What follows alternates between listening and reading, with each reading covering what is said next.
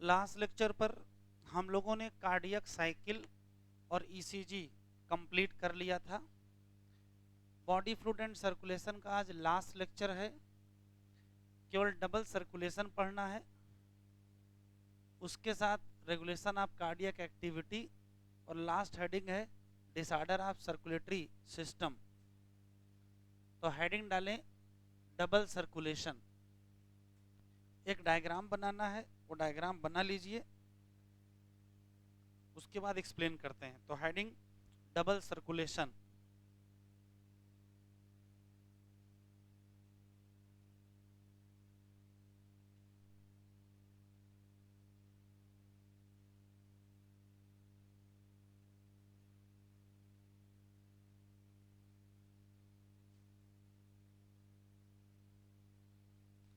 Heading double circulation और एक छोटा सा डायग्राम बना लीजिए।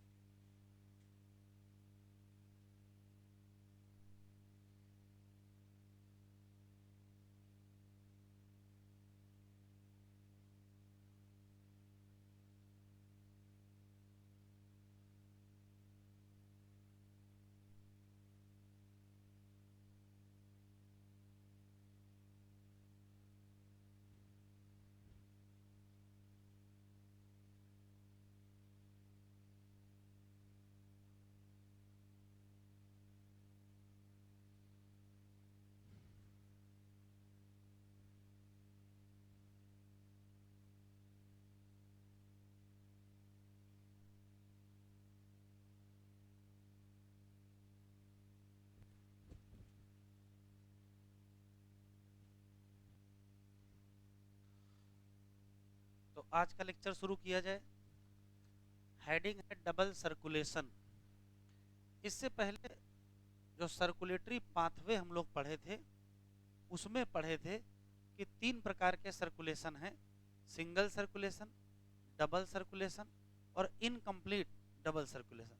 सिंगल सर्कुलेशन फिश में था, इनकम्प्लीट डबल एम्फीबिया और रेप्टाइल में था, और डबल बर्ड और मैमल में था। मैमल में ह्यूमन आते हैं। हम लोग अपना डबल सर्कुलेशन पढ़ेंगे। इस डबल सर्कुलेशन में हम लोग ह्यूमन का डबल सर्कुलेशन पढ़ेंगे। अब क्या है डबल सर्कुलेशन, इसका नाम डबल क्यों है, तो इस डायग्राम से आपको दिख जाएगा। अगर डायग्राम को ध्यान से देखें तो ये कौन सा है, तो ये है राइट एट्रियम, ये है राइट वेंट्रिकल, ये है क्या लेफ्ट एट्रियम, और ये है क्या लेफ्ट वेंट्रिकल। अब ध्यान से देखेंगे, भी लिखेंगे नहीं, फिर लिख लीजिएगा। होता क्या है कि लेफ्ट वेंट्रिकल में होता है ऑक्सीजनेटेड ब्लड, और लेफ्ट वेंट्रिकल जिस ब्लड को पंप करता है वो डार्सल एओर्टा से, आर्टरी से, आर्टीरियोल से होते हुए कहाँ पहुंचेगा, टिश्यू। और टिश्यू के अंदर क्या मिलेंगे, कैपिलरी। ढेर सारी कैपिलरी का नेटवर्क बन जाता है, और कैपिलरी यूनाइट करती हैं तो बनता है वेन्यूल। तो जो वेन्यूल है, वेन्यूल में डीऑक्सीजनेटेड ब्लड होगा, क्योंकि ये टिश्यू से निकल रहा है। यहाँ से डीऑक्सीजनेटेड ब्लड वेन्यूल, ढेर सारी वेन्यूल आपस में जुड़ेंगी तो वेन, और ढेर सारी वेन आपस में जुड़ेंगी तो वेना केवा, और अंततः ब्लड कहाँ आ जाएगा, राइट एट्रियम। तो अगर हम लेफ्ट वेंट्रिकल से शुरू करेंगे तो कहाँ पहुंच जाएंगे, राइट एट्रियम में पहुंच जाएंगे। ठीक है, अच्छा राइट वेंट्रिकल से शुरू करें। अगर हम राइट वेंट्रिकल से शुरू करेंगे तो राइट वेंट्रिकल में डीऑक्सीजनेटेड ब्लड होगा, ये पल्मोनरी आर्टरी में पंप होगा, वो लंग्स को जाएगी, लंग्स वहां से ऑक्सीजनेटेड ब्लड लेके चलेगा, किससे, पल्मोनरी वेन से, और कहाँ आ जाएगा, लेफ्ट एट्रियम। तो अगर हम राइट वेंट्रिकल से शुरू करेंगे तो कहाँ खत्म हो जाएंगे, लेफ्ट एट्रियम, और अगर लेफ्ट वेंट्रिकल से शुरू करेंगे तो कहाँ खत्म हो जाएंगे, राइट एट्रियम। तो हम लोगों की बॉडी में दो सर्कुलेशन है, एक शुरू होता है राइट वेंट्रिकल से जो कहाँ खत्म होता है, लेफ्ट एट्रियम में, और एक शुरू होता है लेफ्ट वेंट्रिकल से जो कहाँ खत्म होता है, राइट एट्रियम। तो एक लेफ्ट वेंट्रिकल से स्टार्ट होगा और एक राइट वेंट्रिकल से स्टार्ट होगा। जो लेफ्ट वेंट्रिकल से स्टार्ट होगा वो कंप्लीट होगा कहाँ, राइट एट्रियम में, और जो राइट वेंट्रिकल से स्टार्ट होगा वो कंप्लीट होगा कहाँ, लेफ्ट एट्रियम में।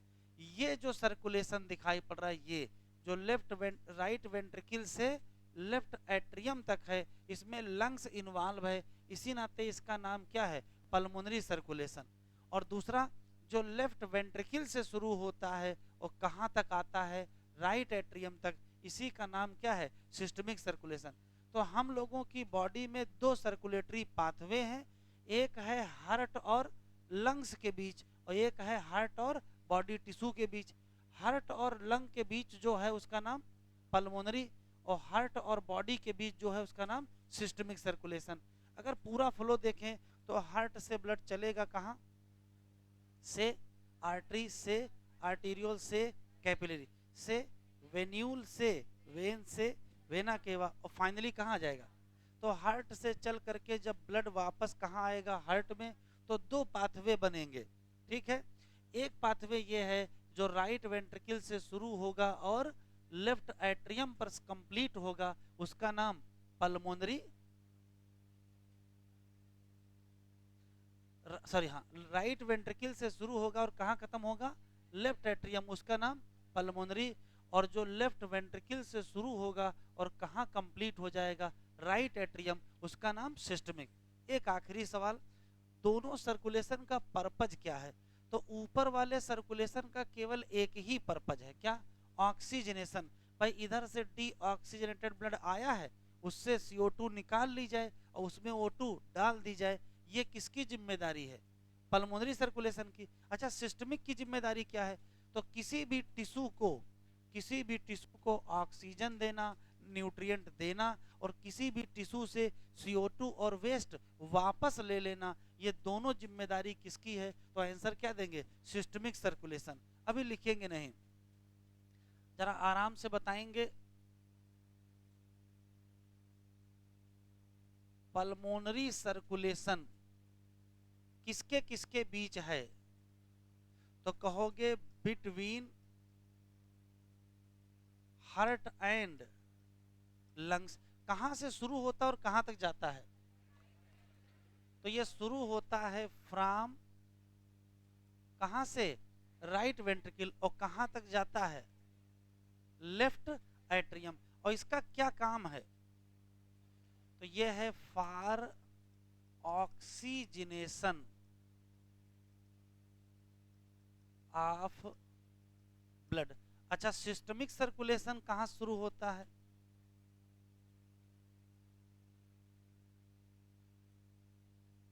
सिस्टमिक सर्कुलेशन किसके किसके बीच है, तो कहोगे between heart and body tissue से। अच्छा कहां कहां तक है, कहां शुरू करोगे, तो ये शुरू करेंगे लेफ्ट वेंट्रिकल से और कहां तक आएगा, राइट एट्रियम। और तीसरा सवाल है किस चीज के लिए है, तो यही ट्रांसपोर्ट करता है, क्या, किसका, O2 का और न्यूट्रिएंट का, किसको, टू टिश्यू, और यही रिमूव करता है, क्या, CO2 और वेस्ट फ्रॉम क्या, टिश्यू। तो ये बताओ कौन सा सर्कुलेशन है जो लेफ्ट वेंट्रिकल से शुरू होता है और कौन सा सर्कुलेशन है जो राइट वेंट्रिकल से शुरू होता है। तो राइट से शुरू होगा पल्मोनरी वाला और लेफ्ट से शुरू होगा सिस्टमिक वाला। और राइट एट्रियम पे कौन खत्म होता है? राइट एट्रियम पे कौन खत्म होता है? सिस्टमिक। और लेफ्ट एट्रियम पे कौन खत्म होता है? पल्मोनरी। तो पीछे वाला लिख चुके हो? ये न लिखे हो लिख लो तो आगे बढ़ते हैं।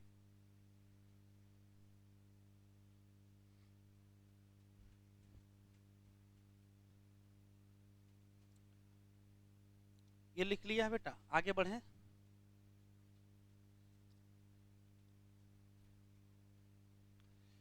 पुरानी वाली एनसीईआरटी में जो ब्लड वेसल है उसकी 4 लाइनें नहीं लिखी थी, फिर उन्होंने जोड़ दी हैं ब्लड वेसल वाली 4-6 लाइनें।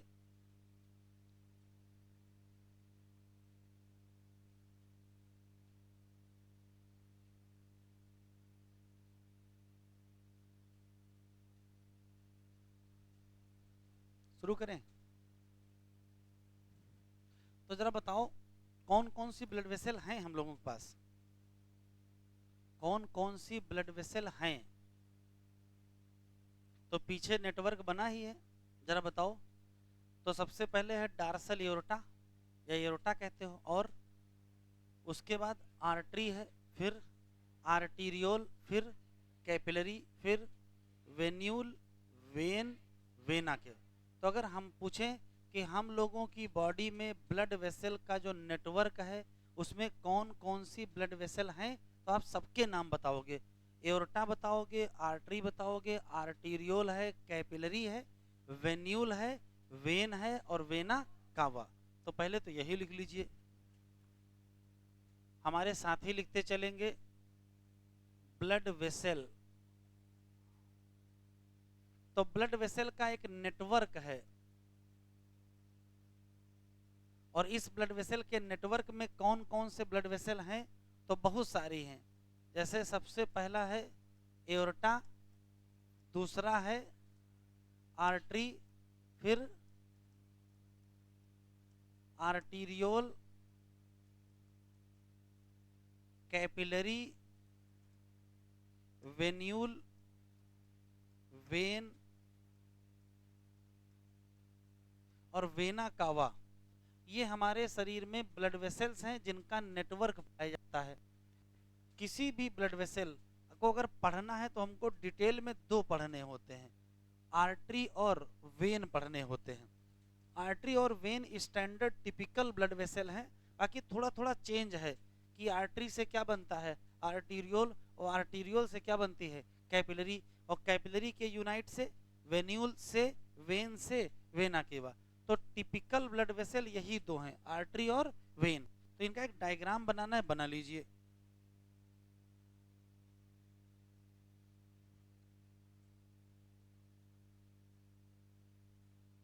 हमारे साथ ही बना लीजिए।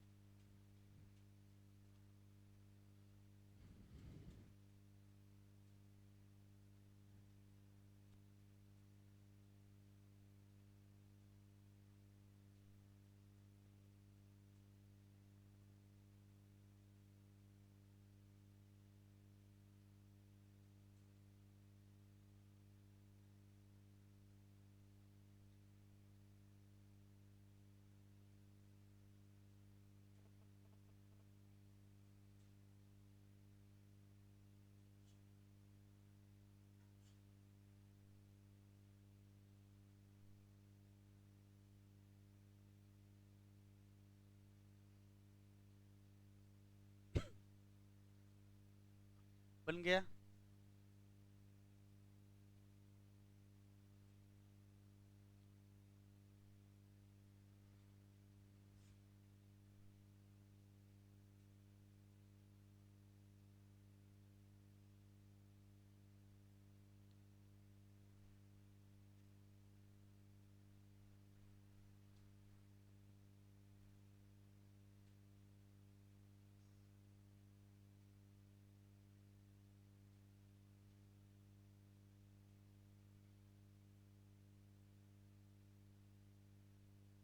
बन गया सबका।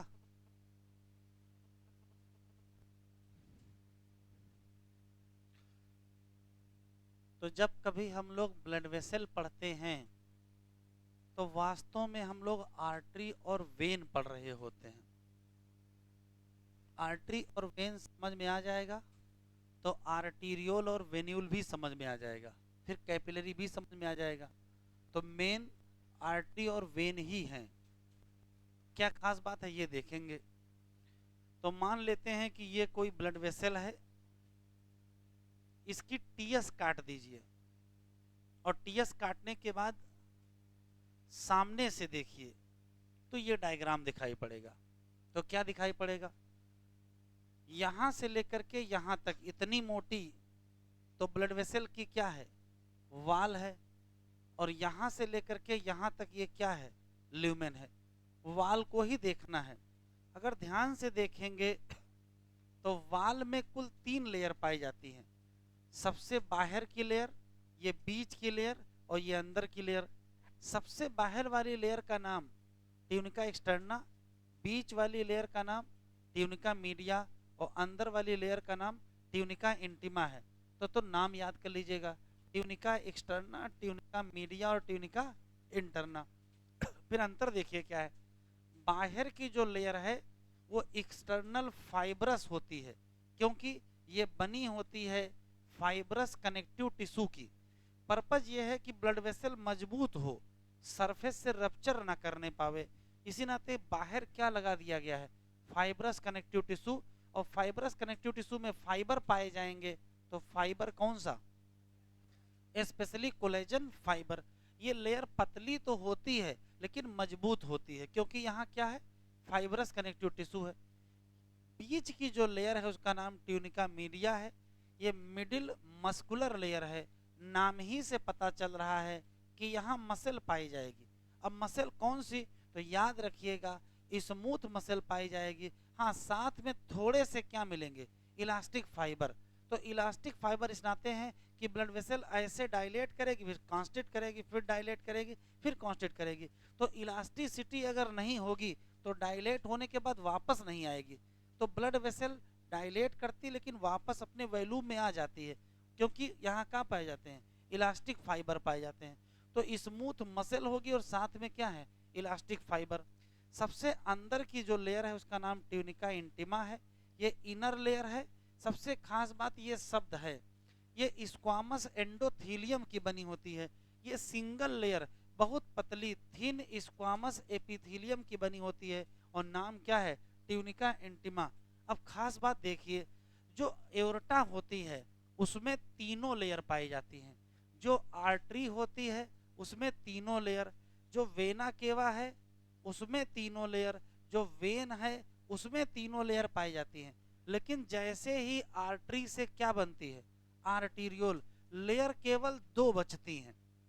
इधर देखो, ये मान लेते हैं आर्टरी है, आर्टरी डिवाइड करेगी तो क्या बनेगा, आर्टीरियोल बनेगा। तो जैसे ही आर्टरी से आर्टीरियोल बनेगी एक लेयर गायब हो जाएगी, कौन सी, ट्यूनिका एक्सटर्ना। तो कितनी बचेंगी, 2। और फिर जब आर्टीरियोल से कैपिलरी बनेंगी, तो जब आर्टीरियोल से कैपिलरी बनेगी तो केवल एक ही लेयर बचेगी, कौन सी, ट्यूनिका इंटीमा।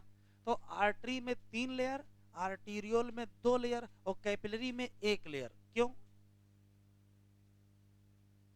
तो सोचो, कैपिलरी पाई जाती है टिश्यू के अंदर।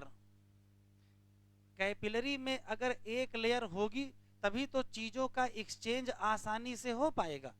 तो नेचर ने व्यवस्था की है कि आर्टरी में है 3 लेयर, आर्टीरियोल में 2 लेयर और कैपिलरी में 1 लेयर। अच्छा ठीक है, कैपिलरी आपस में जुड़ेंगी तो क्या बनेगा, तो कैपिलरी आपस में जुड़ेंगी तो वेन्यूल बनेगा, फिर से क्या हो जाएंगे, 2 लेयर।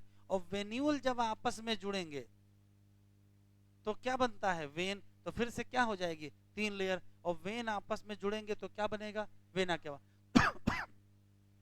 तो नेचर ने व्यवस्था कर दी है क्या,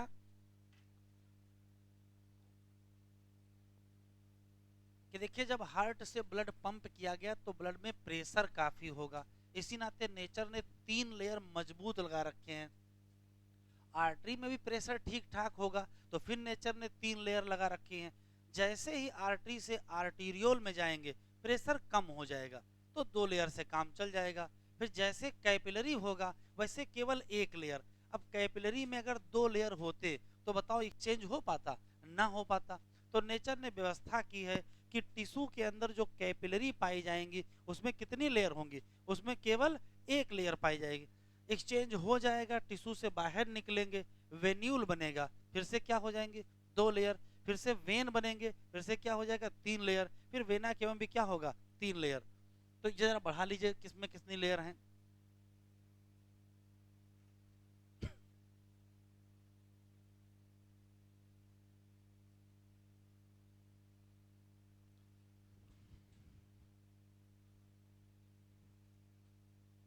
और यहां स्टार करके लिख लेंगे।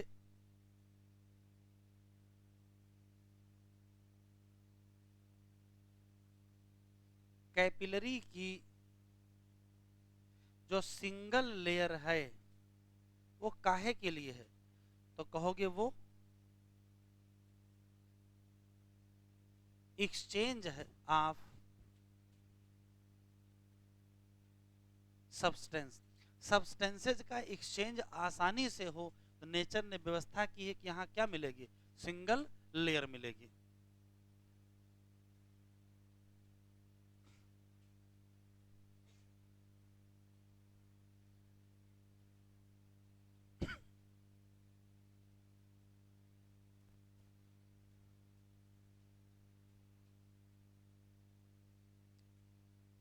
हाँ, एक्चुअली ब्लड वेसल की जो लेयर है उसका नाम एंडोथीलियम है, लेकिन रियल में बनी किसकी है, एपिथीलियम की।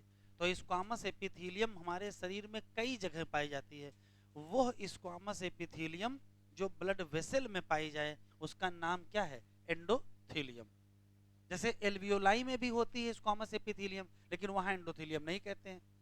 तो वो स्क्वामस एपिथीलियम जो कहाँ पाई जाए, ब्लड वेसल में, उसका नाम क्या है, एंडोथीलियम। एक आखिरी क्वेश्चन बता दीजिए, आर्टरी और वेन में से किसकी दीवार ज्यादा मोटी होगी, आर्टरी की दीवार ज्यादा मोटी होगी, क्यों, कोई लेयर ज्यादा होती क्या उसमें, 3 ही रहती है, तो फिर मोटाई कैसे बढ़ गई। तो ये जो ट्यूनिका मीडिया है इसकी मोटाई आर्टरी में क्या होती है, ज्यादा, किससे, वेन में। तो पलट दीजिए, वेन की जो ट्यूनिका मीडिया है वो पतली होती है किसकी तुलना में, आर्टरी। तो दूसरी बात लिखिए, ट्यूनिका मीडिया ऑफ वेन क्या होगी, थिन देन आर्टरी।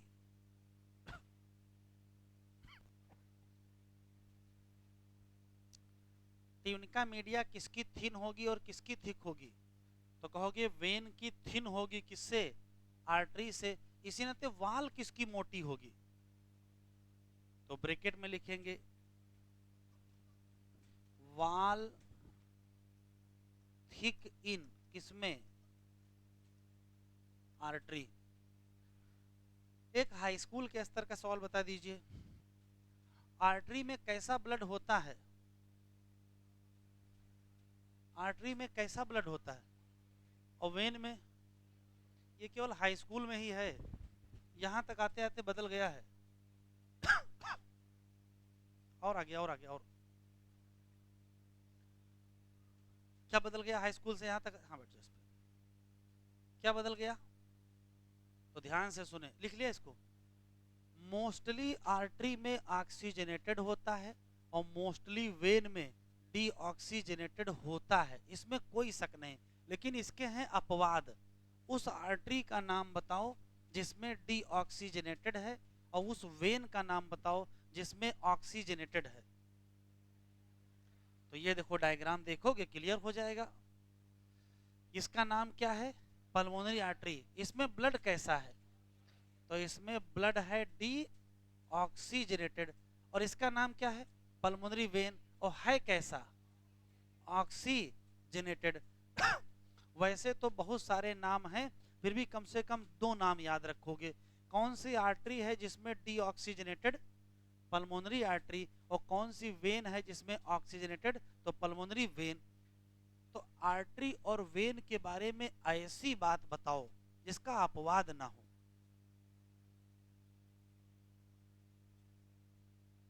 आर्टरी में वाल्व होते हैं? जी नहीं होते हैं। वाल्व किस में होते हैं? वेन में। वेन में वाल्व होते हैं, आर्टरी में वाल्व नहीं होते हैं। इसका भी अपवाद है। कुछ ऐसी वेन होती जिसमें वाल्व नहीं पाए जाते। आर्टरी और वेन के बारे में ऐसी बात बताओ जिसका कोई अपवाद ना हो। तो देखो, चाहे कोई भी आर्टरी हो, इधर देखिए, आर्टरी की एक ही जिम्मेदारी है, हार्ट से ब्लड को दूर ले जाना, और वेन की एक ही जिम्मेदारी है, हार्ट की तरफ लाना। ब्लड को आर्टरी हमेशा हार्ट से दूर ले जाएगी, एक भी अपवाद नहीं है। और वेन हमेशा ब्लड को हार्ट की तरफ लाएगी, एक भी अपवाद नहीं। ये आया हुआ सवाल है। तो 3 कंपेयर के क्वेश्चन लिखना है हम लोगों को। यहां लिखिए compare between artery and when. केवल 2 क्वेश्चन 3 लिख लीजिए। जैसे आर्टरी में ऑक्सीजनेटेड ब्लड और आर्टरी में वाल्व नहीं होते हैं, लेकिन इसके एक्सेप्शन हैं। और वेन में वाल्व होते हैं, उसमें डीऑक्सीजनेटेड, लेकिन उसके एक्सेप्शन होते हैं। तो जैसे लिख रहे हैं वैसे ही लिखिएगा। Artery not have valve, mostly have क्या?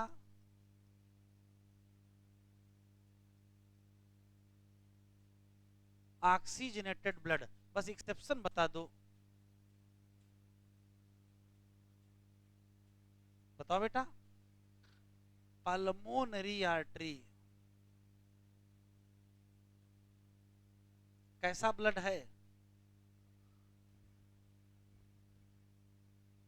डीऑक्सीजनेटेड।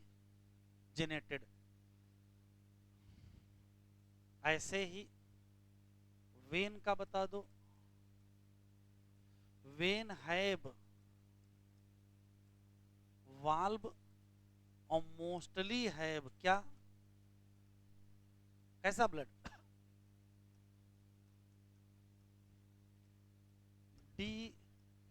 Deoxygenated blood. बस एक्सेप्शन बता दो।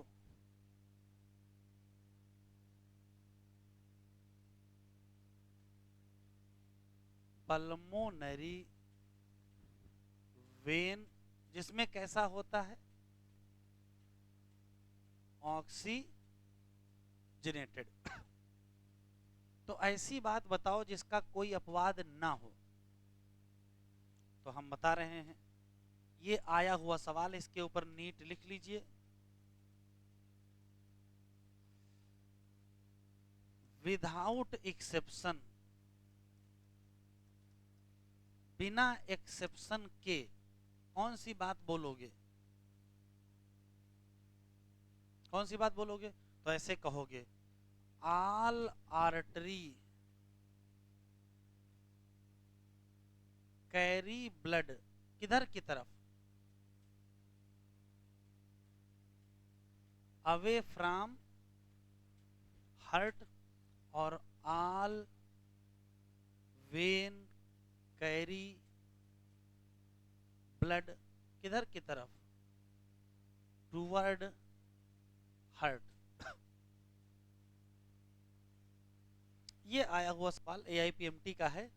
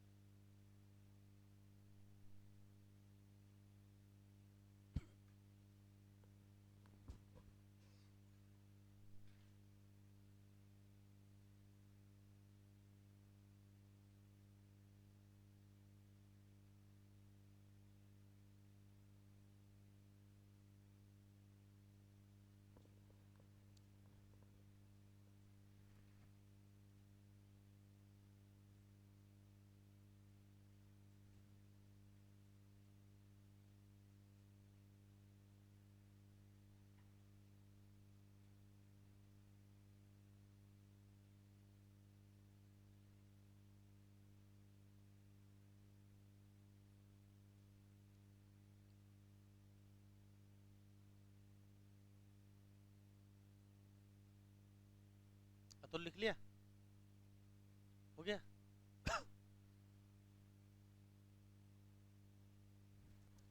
NCERT में ये जो डबल सर्कुलेशन हेडिंग है, इसी में दो छोटे छोटे सर्कुलेशन और दिए हैं। एक है पोर्टल सर्कुलेशन और एक है कोरोनरी सर्कुलेशन। पोर्टल में हिपैटिक पोर्टल दिया हुआ है और कोरोनरी दिया है, तो दो दो लाइनें उसके बारे में पढ़ लेते हैं। हेडिंग नहीं दी है, उसी पैराग्राफ में ही है।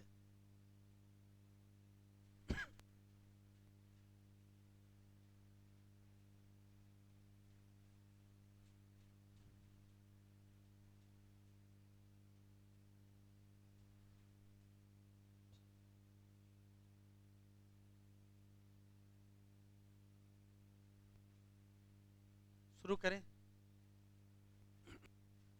सबने लिख लिया बेटा? तो साइड हेडिंग डालिए hepatic portal circulation.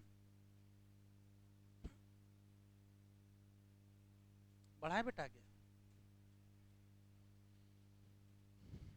Side heading डालें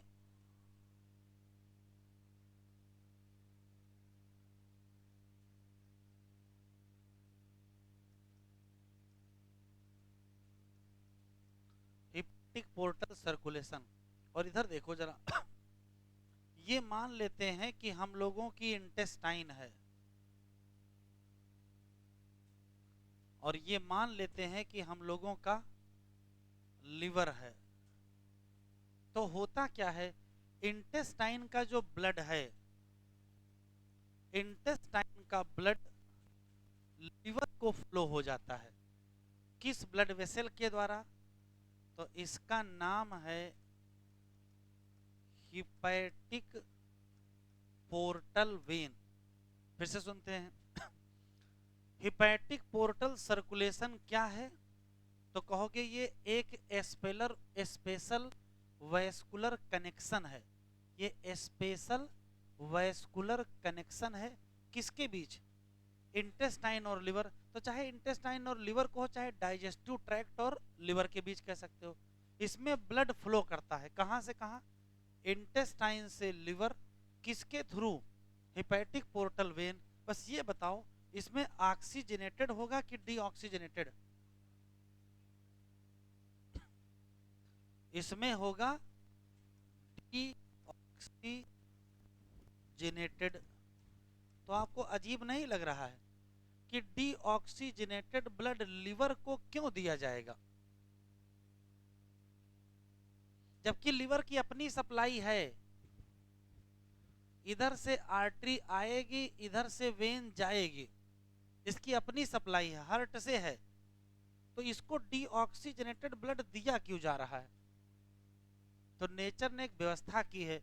ये है इंटेस्टाइन, फूड लिए होंगे, डाइजेशन किए होंगे, बहुत सारे न्यूट्रिएंट होंगे, तो वो सारे न्यूट्रिएंट पहले लिवर को दिए जाएंगे। लिवर तय करेगा कि कितने न्यूट्रिएंट रोक लेने हैं और कितने आगे ब्लड में जाने देने हैं। क्योंकि बहुत सारा ग्लूकोज आया है, अगर सारा ग्लूकोज ब्लड में डाल देंगे तो ब्लड का ग्लूकोज लेवल बहुत ज्यादा बढ़ जाएगा। तो नेचर ने व्यवस्था की है कि खाना खाने के बाद, डाइजेशन करने के बाद जो न्यूट्रिएंट्स हैं वो पहले कहाँ जाए? लिवर जाए। लिवर क्या करेगा? तय करेगा कि कितना ग्लूकोज आगे जाने देना है, कितना अमीनो एसिड आगे जाने देना है। जो आगे नहीं जाने देना वहीं रोक लेना है। तो ब्लड में न्यूट्रिएंट का लेवल रेगुलेट करने के लिए नेचर ने कौन सा सर्कुलेशन बनाया है? Hepatic portal circulation. क्या है? तो कहोगे स्पेशल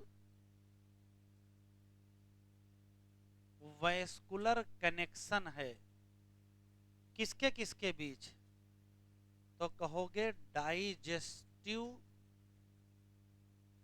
ट्रैक्ट के बीच और किसके बीच? लिवर के बीच। इसमें कौन सा ब्लड कहां से जाता है? तो डीऑक्सीजनेटेड ब्लड कहां से कहां फ्लो करता है? इंटेस्टाइन से लिवर। तो hepatic portal vein carry blood कहां से? From intestine to liver. क्यों ऐसा किया गया है? तो न्यूट्रिएंट कहां पहुंचाएंगे? Reach to liver. और क्यों किया गया है? रेगुलेट करना है किसको? Blood level. ब्लड में न्यूट्रिएंट कितने होंगे ये कौन तय करेगा? ये लिवर तय करेगा। लिख लो। कोई ये पूछना रहा, हम ही पूछ लेते हैं, इसका नाम पोर्टल क्यों है? ट्रांसपोर्ट करता है।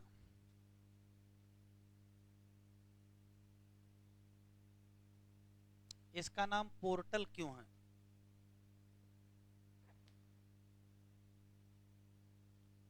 कुछ तो कारण होगा। अच्छा, हमारे शरीर में कितने पोर्टल सर्कुलेशन हैं? आंसर पहले दे देते हो, 1 2 3 बाद में देखेंगे चाहे जो हो। हमारे शरीर में कितने पोर्टल सर्कुलेशन हैं? अतुल, 1 लाख किया जाए कि 2 कि 3? कुछ लोग तो चुपचाप बैठे हैं कि ज्यादा टेंशन न लो, सर बताएंगे अपने, हम वही देख लेंगे कौन सा है, हैं? तो एक तो पढ़ ही रहे हैं तो सामने है, एक और है, कौन सा? नहीं, रीनल नहीं है। हाँ, कोई सही बता रहा है। हाइपोथैलेमस और एंटीरियर पिट्यूटरी के बीच है पोर्टल सर्कुलेशन। हाइपोथैलेमस और एंटीरियर पिट्यूटरी के बीच है। जो किडनी और लोअर लिम्ब के बीच है वो हम लोगों में पाया ही नहीं जाता है, वो तो केवल फ्राग में होता है। ये लिख लिया। तो 2 स्पेशल लिख लेते हैं। एक ये लिख लो हमारे साथी, हाइपोथैल्मो हाइपोफाइजियल पोर्टल सर्कुलेशन। ये हम लोगों में पाया जाता है। किसके किसके बीच होता है? तो बिटवीन, लिखते चलें, हाइपोथैलेमस एंड क्या? Anterior pituitary. इसके बारे में डिटेल हम लोग वहीं पढ़ लेंगे, बस केवल यहां लिख लो। एक और होता है रीनल पोर्टल सर्कुलेशन। 2 याद रखिएगा, रीनल पोर्टल सर्कुलेशन फ्राग में है, हम लोगों में नहीं है, एक क्वेश्चन। दूसरा, ये किसके किसके बीच है? तो ये लोअर लिम्ब और किडनी के बीच है, तो ये इंपॉर्टेंट है। Present in frog, comma absent in human. और तीसरा खास बात है, किसके किसके बीच है? तो बिटवीन लोअर लिम्ब और क्या? किडनी। तो ये 2 स्पेशल बता दिए हैं। लेकिन रियल सवाल अभी बचा है, पोर्टल क्यों आया?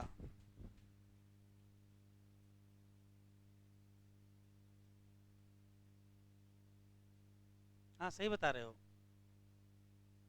ऐसा कोई भी सर्कुलेशन जो दो आर्गन के बीच होता है, अगर कोई एक आर्गन का ब्लड दूसरे आर्गन को पहुंचा दे तो उसको पोर्टल सर्कुलेशन कहते हैं। लिवर को पहुंचा दिया तो हिपैटिक पोर्टल, किडनी को पहुंचा दिया तो रीनल पोर्टल, और एंटीरियर पिट्यूटरी को पहुंचा दिया तो हाइपोथैलेमो हाइपोफाइजियल पोर्टल। तो जब कभी एक आर्गन का ब्लड कहाँ पहुंचा दिया जाए, दूसरे आर्गन को, तो उसका नाम क्या पड़ जाएगा? पोर्टल। अरे हार्ट का तो काम ही है सबको पहुंचाना, हार्ट को छोड़ दीजिए, उसका तो काम ही है ब्लड पंप करना। उसको छोड़ के लिवर का काम है, इंटेस्टाइन का काम नहीं है ना, किडनी का काम नहीं, किसी काम नहीं है, लेकिन वो भी दे रहे हैं। छोटा सा और सर्कुलेशन बचा है। हाँ ये अच्छा सवाल है, ये स्मॉल होगी कि लार्ज होगी?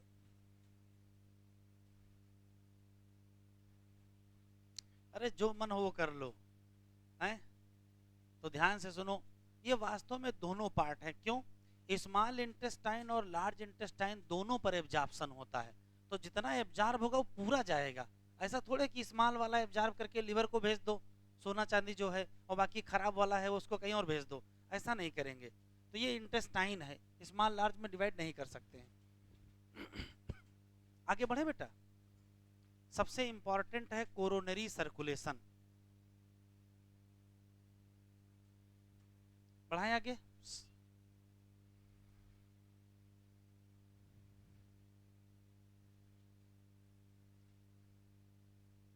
अच्छा एक सवाल और बता दो, पोर्टल सर्कुलेशन सिस्टमिक सर्कुलेशन का पार्ट है कि पल्मोनरी का?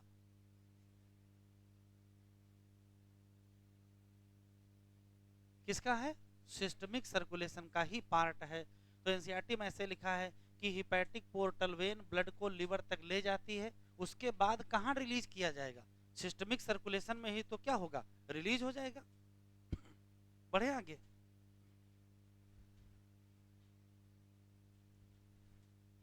लिख लो, चल लिख लो।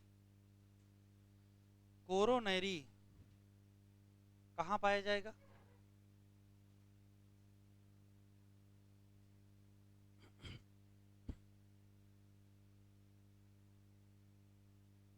हुँ?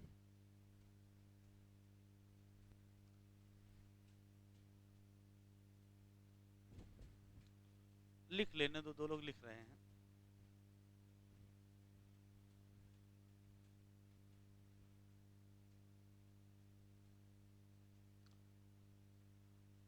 साइड हेडिंग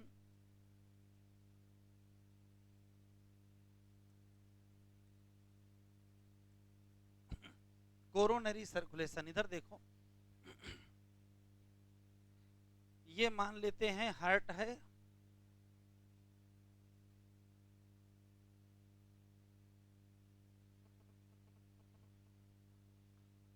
और यहां से क्या निकलेगा, इस जगह से डार्सल एओर्टा, यही तो एओर्टिक आर्च है, और ये है क्या,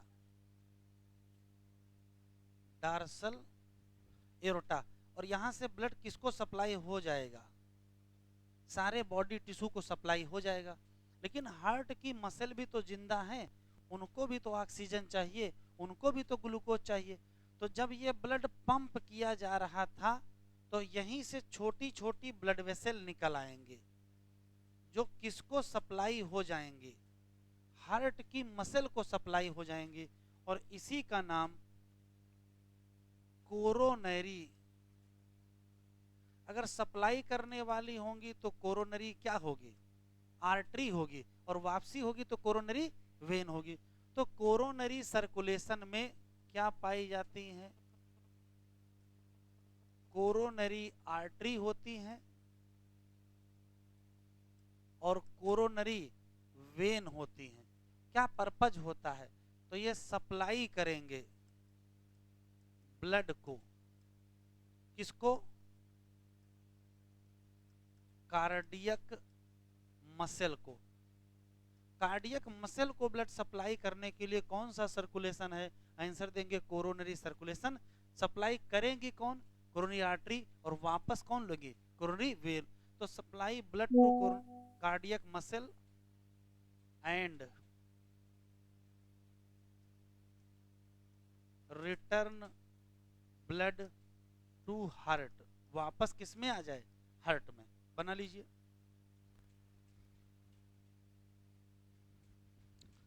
एक आराम से सवाल बताइएगा, बहुत पहले का है। ब्लड वेसल जैसे आर्टरी, उसके अंदर जो सेल होंगी वो जिंदा होंगी कि मरी? जैसे ब्लड वेसल में स्मूथ मसल हैं, जिंदा होंगी कि मरी होंगी? जिंदा होंगी ना, तो उनको O2 नहीं चाहिए। तो ब्लड वेसल को सप्लाई कौन करेगा?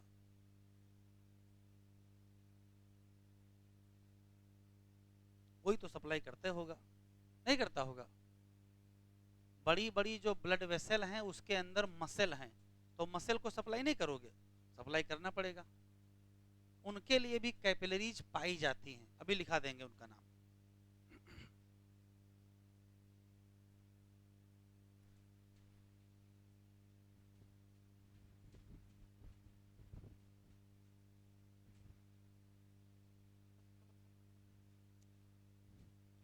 तो सुनो, चाहे हिपैटिक पोर्टल हो, चाहे हाइपोथैलेमो हाइपोफैजियल पोर्टल हो, और चाहे कोरोनरी सर्कुलेशन हो, ये सब किसके पार्ट हैं?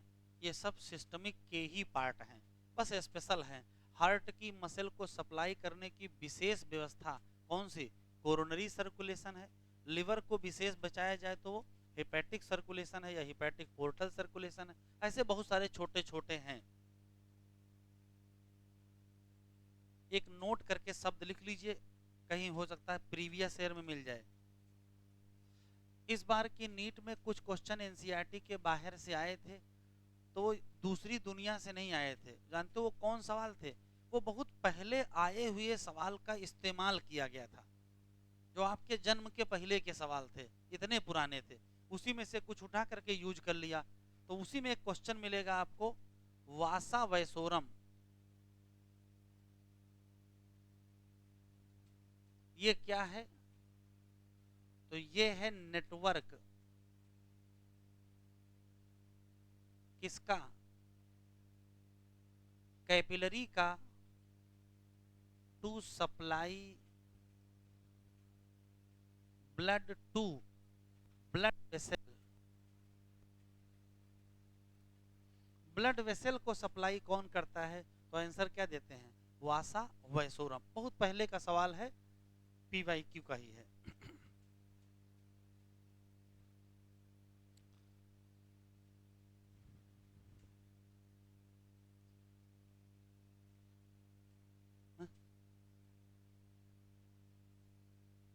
सनी सक्शन पुल बताते हैं।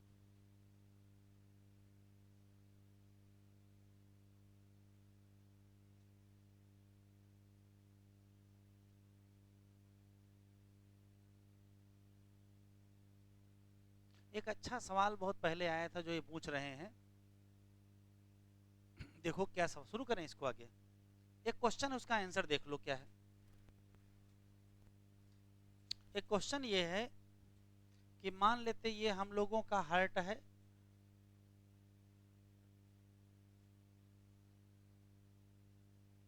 और लेफ्ट वेंट्रिकल ने ब्लड को पंप किया,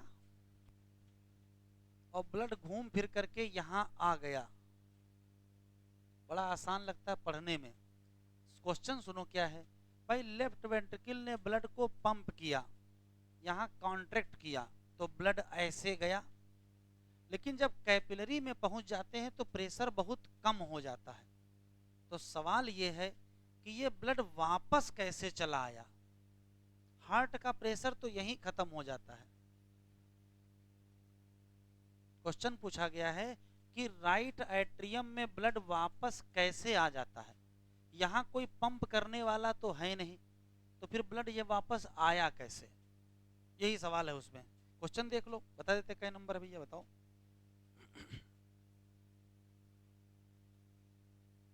बता भैया number, page number 37, question number 6। नहीं बुकलेट, जाओ ले आओ बुकलेट, ले आओ बेटा। जिसके जिसके पास बुकलेट ना हो ले आओ अखिलेश के पास।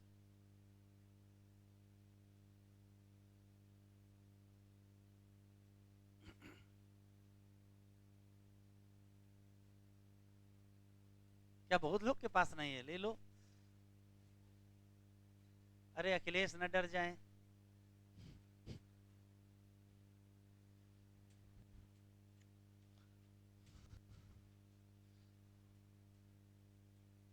और हाइलाइटर निकाल लो। डबल सर्कुलेशन कह रहा ब्लड स्ट्रिक्टली फ्लो करेगा किसमें? फिक्स रूट किसके? ब्लड वेसल, जिसमें मेन कौन है? आर्टरी और वेन। बेसिकली ईच आर्टरी और वेन में कितनी लेयर? 3 लेयर। तो सबसे अंदर की लाइनिंग कौन सी? स्क्वामस एंडोथेलियम, जिसका नाम ट्यूनिका इंटिमा।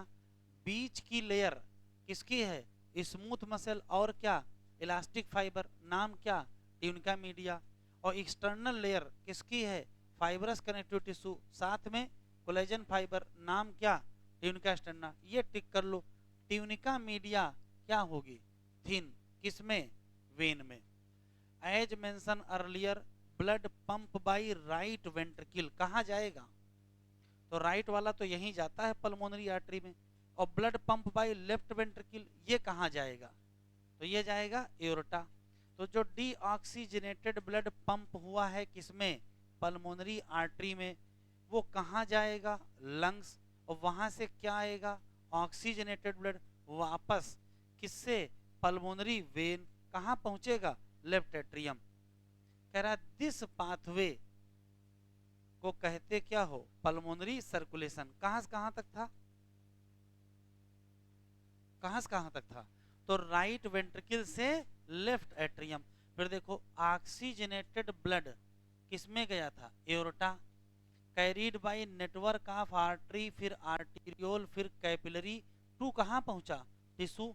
और वहां से निकलेगा deoxygenated blood collect by system of venule, उसके बाद वेन, फिर क्या? वेना केवा, और अंततः कहां आएगा? Right atrium. This system is called क्या? Systemic circulation. सिस्टमिक सर्कुलेशन करता क्या है?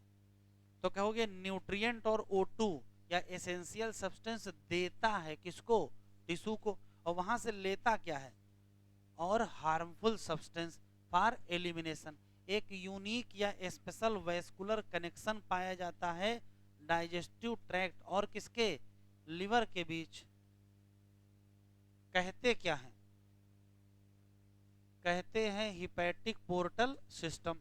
और हिपैटिक पोर्टल वेन ये टिक कर लो, पूछा गया सवाल है, इसके ऊपर नीट लिख लो। ये नीट में आया है।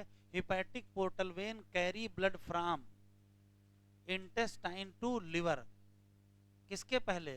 बिफोर ब्लड डिलीवर इन किसमें? सिस्टमिक। सिस्टमिक में जाए उससे पहले ये काम हो जाएगा। फिर से टिक करेंगे, ये भी इंपॉर्टेंट है। स्पेशल कोरोनरी ब्लड वेसल पाई जाएंगी कहां? अवर बॉडी फार, ये लिखा है। सर्कुलेशन ऑफ ब्लड टू और क्या?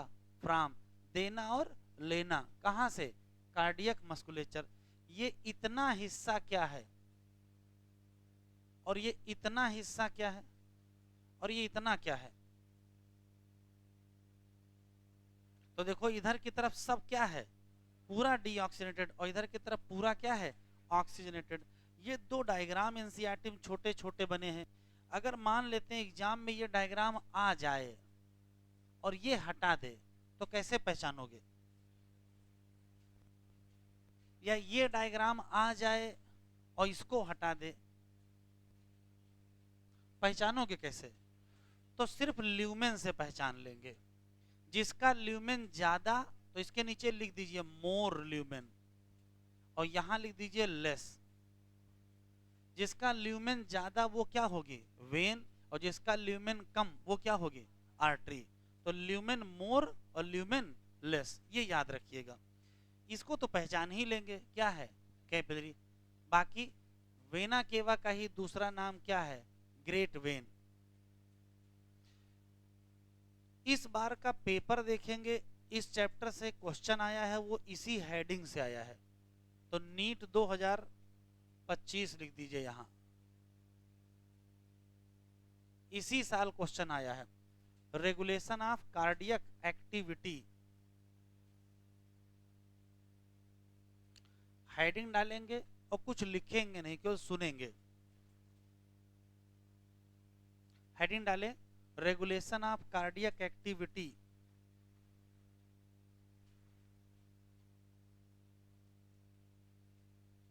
शुरू करें।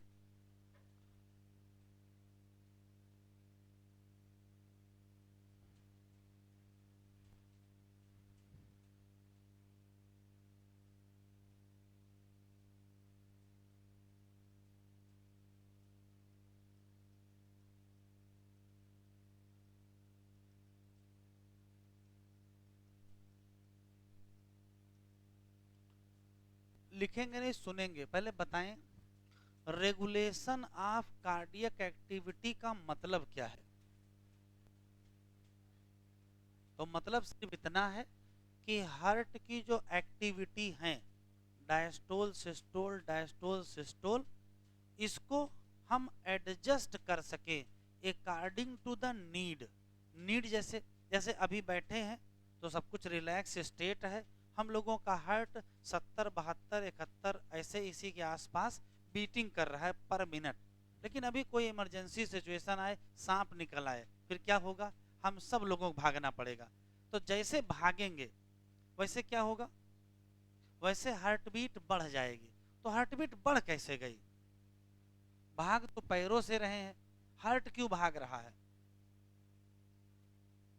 इसका मतलब है कि उस वक्त की परिस्थितियां ऐसी हैं कि हमको भागने के लिए चाहिए एनर्जी, और एनर्जी के लिए चाहिए ऑक्सीजन मसल को, और मसल को ऑक्सीजन तो ब्लड से ही मिलेगी। तो ब्लड सप्लाई बढ़ानी चाहिए। तो ब्लड सप्लाई कैसे बढ़ेगी, हार्ट रेट से बढ़ेगी। फिर भाग के आप दूर जाओगे, आप महसूस करोगे कि खतरा नहीं है, तो धीरे धीरे आपका हार्ट रेट क्या हो जाएगा, नॉर्मल हो जाएगा। तो अगर डिमांड है तो हार्ट रेट बढ़ जाए, फिर डिमांड खत्म हो जाए तो हार्ट रेट नॉर्मल हो जाए। इसी को क्या कहते हैं, रेगुलेशन कहते हैं। तो कार्डियक एक्टिविटी का रेगुलेशन दो तरीके से होता है। एक रेगुलेशन होता है नॉर्मल, जैसे अभी रिलैक्स स्टेट में बैठे हैं तो नॉर्मली भी तो हार्ट बीट चल ही रही ना, 70 75 ही चल रही है, ना बहुत कम चल रही है ना बहुत ज्यादा। तो एक होता है नॉर्मल रेगुलेशन।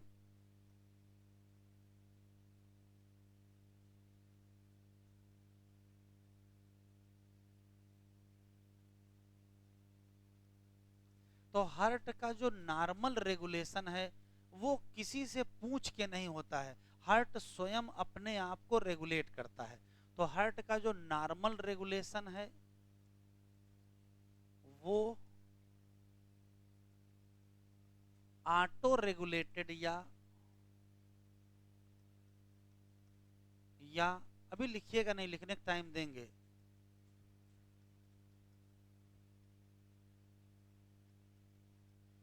इंट्रिंसिक रेगुलेटेड होता है। और ये ऑटो रेगुलेशन या इंट्रिंसिक रेगुलेशन कौन करता है, तो ये होता है नोडल टिश्यू या नोडल फाइबर, जो कि वास्तव में क्या है, जो कि वास्तव में कार्डियक मसल ही हैं। हम लोगों के हार्ट में कुछ कार्डियक मसल इंपल्स को जनरेट कर सकते हैं, इंपल्स को कंडक्ट कर सकती हैं। ऐसी कार्डियक मसल या फाइबर को नोडल टिश्यू या नोडल फाइबर कहते हैं। और ऐसे हार्ट की खास बात यह होती है कि ये ऑटो रेगुलेटेड होता है। इसी नाते ह्यूमन हार्ट को कहा जाता है क्या, मायोजेनिक हार्ट। अभी लिखो नहीं, सुन लो बेटा, ये तो लेकिन नॉर्मल रेगुलेशन है। अगर परिस्थितियां स्पेशल हो गई, विशेष, तो फिर विशेष रेगुलेशन करना पड़ेगा। और वो विशेष रेगुलेशन कौन नहीं करा सकता है, नोडल टिश्यू, नोडल टिश्यू में स्पेशली कौन कराता है बेटा, कौन कराता है, ऐसे नोड। लेकिन फिर आएगा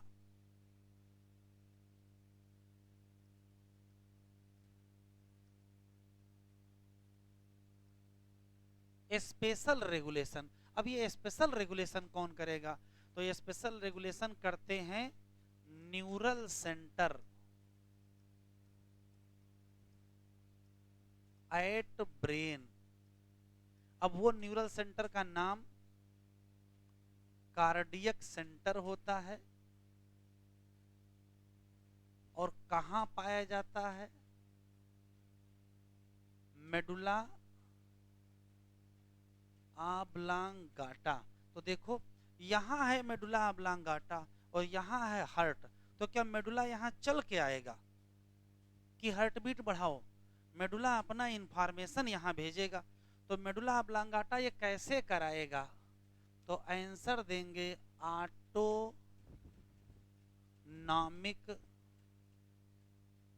न्यूरल सिस्टम, जिसको शॉर्ट फॉर्म में क्या कहते हैं, ANS कहते हैं। और ANS के दो कंपोनेंट होते हैं, एक होता है SNS और एक होता है PSNS। एक का नाम सिंपैथेटिक न्यूरल सिस्टम और एक का नाम पैरासिम्पैथेटिक न्यूरल सिस्टम। ये कार्डियक सेंटर या न्यूरल सेंटर जो ब्रेन के हैं, ये क्या करेंगे, स्पेशल रेगुलेशन। स्पेशल का मतलब जैसे इमरजेंसी आ गई है तो हार्ट रेट बढ़ाना है तो भी यही कराएंगे, इमरजेंसी खत्म हो गई हार्ट रेट फिर से नॉर्मल करना है तो भी यही करेंगे। तो किसकी मदद से करेंगे, ऑटोनॉमिक न्यूरल सिस्टम की मदद से करेंगे। अब कैसे करते वो जरा देख लीजिए। जैसे मान लेते हैं कि ये हम लोगों का हार्ट है और ये ब्रेन है, तो ब्रेन से नर्व सप्लाई आएगी, ब्रेन से नर्व सप्लाई आएगी और नर्व सप्लाई हार्ट को हो जाती है।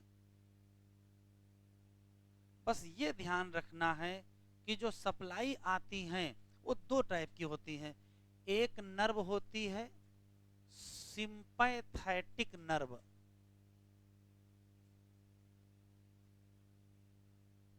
और एक होती है para sympathetic nerve. Sympathetic nerve के नाम पर कौन सी नर्व है जो हार्ट को सप्लाई होती है, तो वो वास्तव में होती है थोरैसिक नर्व। और पैरासिम्पैथेटिक के नाम पर जो सप्लाई होती है उसका नाम है वैगस नर्व। नाम सुने हैं, ये कौन सी नर्व है, ये 10th क्रेनियल नर्व। वापस सुने, ये जो सिंपैथेटिक नर्व है वो जब हार्ट के सरफेस पर आएगी तो वहां न्यूरोट्रांसमीटर रिलीज करेगी,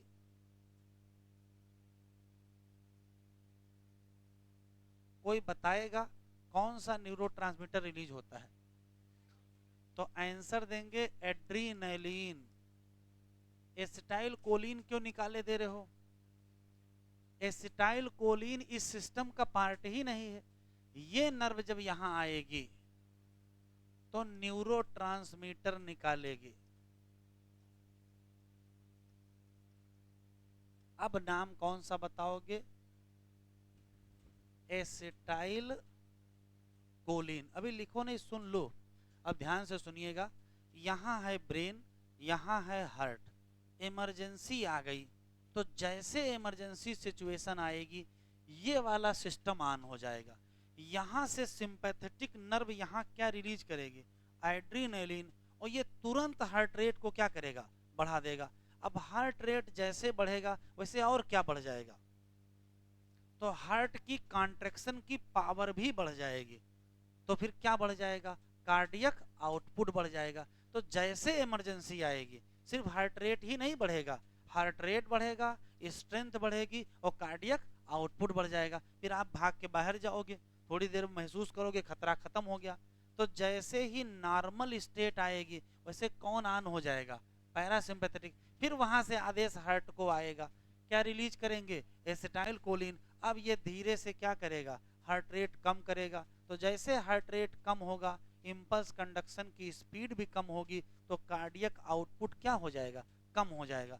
तो कौन सा सिस्टम है जो हार्ट रेट बढ़ाएगा, तो आंसर क्या देंगे, सिंपैथेटिक। और कौन सा है जो हार्ट रेट घटाएगा, तो आंसर क्या देंगे, पैरासिम्पैथेटिक। तो ये सिंपैथेटिक नर्व से बनेगा क्या, सिंपैथेटिक नर्वस सिस्टम, और इससे बनेगा क्या, पैरासिम्पैथेटिक नर्वस सिस्टम। ये हार्ट को क्या क्या करेगा, तो ये बढ़ा देगा, क्या, हार्ट रेट ये बढ़ा देगा, क्या, स्ट्रेंथ ऑफ कॉन्ट्रैक्शन, और ये बढ़ा देगा क्या,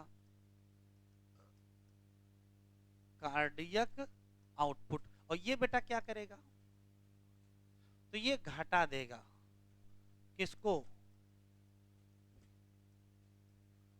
हार्ट रेट।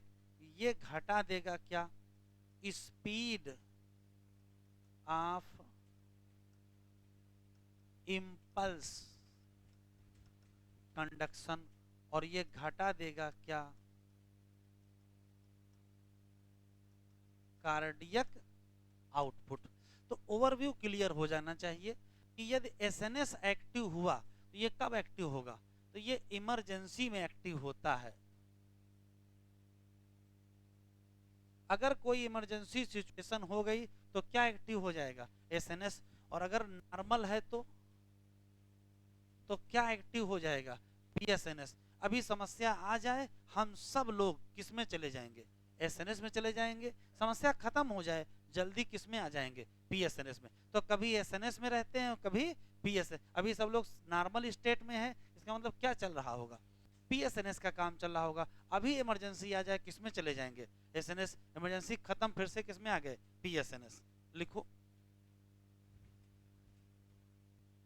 ये बताओ, जब ये सारा काम हो रहा होगा, ब्रेन हार्ट की एक्टिविटी को रेगुलेट कर रहा होगा, न्यूरल सिस्टम ये काम कर रहा है, उस दौरान एंडोक्राइन सिस्टम क्या कर रहा होगा, वो देख रहा होगा सब होते हुए। मतलब एंडोक्राइन सिस्टम कुछ करेगा कि नहीं करेगा, जान जब चली जाएगी तभी कुछ करेंगे।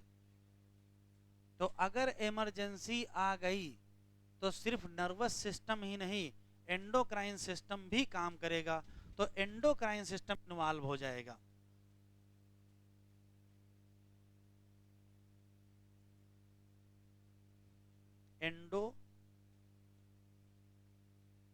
एंडोक्राइन सिस्टम में एक ग्लैंड है, कौन सा, एड्रिनल। और उसमें एक हिस्सा है कौन सा, एड्रिनल मेडुला। यहां से हार्मोन कौन सा निकलता है, यही कौन सा, एड्रीनलिन। तो एड्रीनलिन और साथ में कौन सा, नार एड्रीनलिन। तो ये हार्मोन भी क्या कराएंगे, रेगुलेशन। तो हार्ट बीट का रेगुलेशन कौन कराएगा, तो कहोगे न्यूरल सिस्टम तो कराएगा, इसमें कोई शक नहीं है। लेकिन और कौन कराएगा, एड्रिनल मेडुला। अच्छा, एड्रिनल कार्टेक्स, एड्रिनल कार्टेक्स का सीधा रेगुलेशन में रोल नहीं है, समस्या आने पर कार्टेक्स का रोल नहीं है। बुकलेट उठाओ, क्वेश्चन पहले देखो फिर लिखो। पेज नंबर 40, पेज नंबर 40 और क्वेश्चन नंबर 49।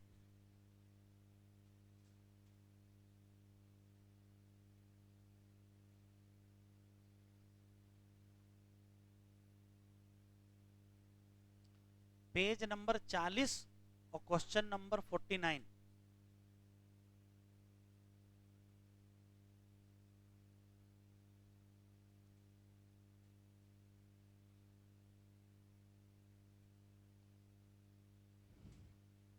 तो क्या समझ में आया, तो किसका किसका रोल है? न्यूरल टिश्यू का तो रोल, नोडल टिश्यू का तो रोल है ना, कि नहीं है? अच्छा, स्पेशल न्यूरल सेंटर इन मेडुला ये भी है, आइडनल मेडुलरी हार्मोन और आइडनल कार्टेक्स। तो कार्टेक्स का यहाँ कोई चर्चा नहीं है, तो कार्टेक्स का सीधा रोल होता नहीं है। तो आंसर हो जाएंगे ए बी और सी। कोई ऑप्शन है? हाँ, पहला ऑप्शन है ए बी सी, इसी साल आया है। अब लिखो,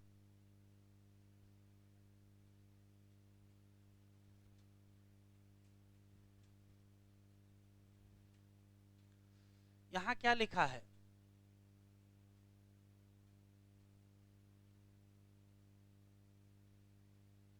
यहां क्या लिखा है? बस एग्जामिनर इसके आगे ये लिखिएगा, सही है? एब नॉर्मल, बाकी सारी लाइन सही है, तो यही क्या कर देगा? एब नॉर्मल। तो एब नॉर्मल नहीं, कैसा होना है? नॉर्मल। एक्टिविटी ऑफ रेगुलेटेड, ये क्या लिखा है? इंट्रिंसिक। इसका क्या मतलब होता है? इंट्रिंसिक का मतलब होता है अंदर से, स्वयं। और स्वयं को क्या बोलते हो? Auto regulated by special muscle. नाम क्या? Nodal tissue. इसी नाते हमारा हार्ट खत्म। लेकिन स्पेशल न्यूरल सेंटर कहाँ? मेडुला। ये मॉडरेट का मतलब चेंज कर सकते हैं, किसको? Cardiac function through the autonomic neural system. Neural signal अगर कहां से आया? सिंपैथेटिक नर्व से आया। ये किसका हिस्सा है? एएनएस। तो ये क्या करेगा? बढ़ा देगा। क्या? हार्ट बीट का रेट। और क्या बढ़ा देगा? Strength of ventricular contraction. तो अपने आप क्या बढ़ जाएगा? Other hand parasympathetic neural signal, ये भी कंपोनेंट किसका है? एएनएस। ये क्या करेगा? घटा देगा। किसको? रेट। तो क्या घट जाएगा? Speed of action, potential. अंततः क्या घट जाएगा? ये टिक कर लो, आइडिनल मेडुलरी हार्मोन इंक्रीज करेंगे क्या? Cardiac output. ये जरा लिखा नहीं था, बढ़ा लीजिएगा, इंक्रीज वहां बढ़ा लीजिए कॉपी में। हार्ट रेट भी बढ़ाएगा, कार्डियक आउटपुट बढ़ाएगा। आइडिनल मेडुलरी हार्मोन हार्ट रेट भी बढ़ाएगा और कार्डियक आउटपुट भी बढ़ाएगा।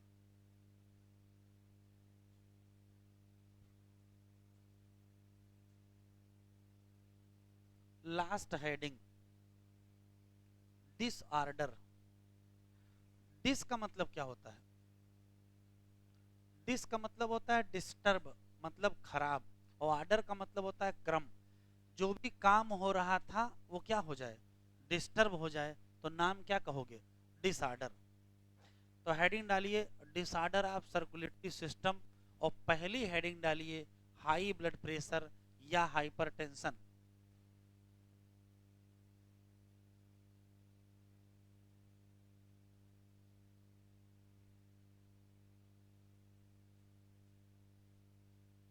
छूट गया। डिसऑर्डर ऑफ सर्कुलेटरी सिस्टम, और पहली हेडिंग कौन सी? हाई ब्लड प्रेशर या हाइपर टेंशन। शुरू करें? अभी लिखेंगे नहीं।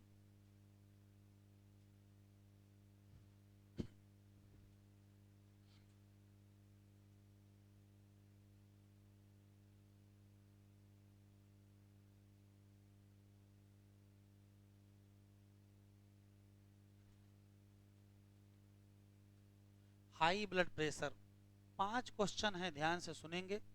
हाई छोड़ो, पहले नॉर्मल बताओ।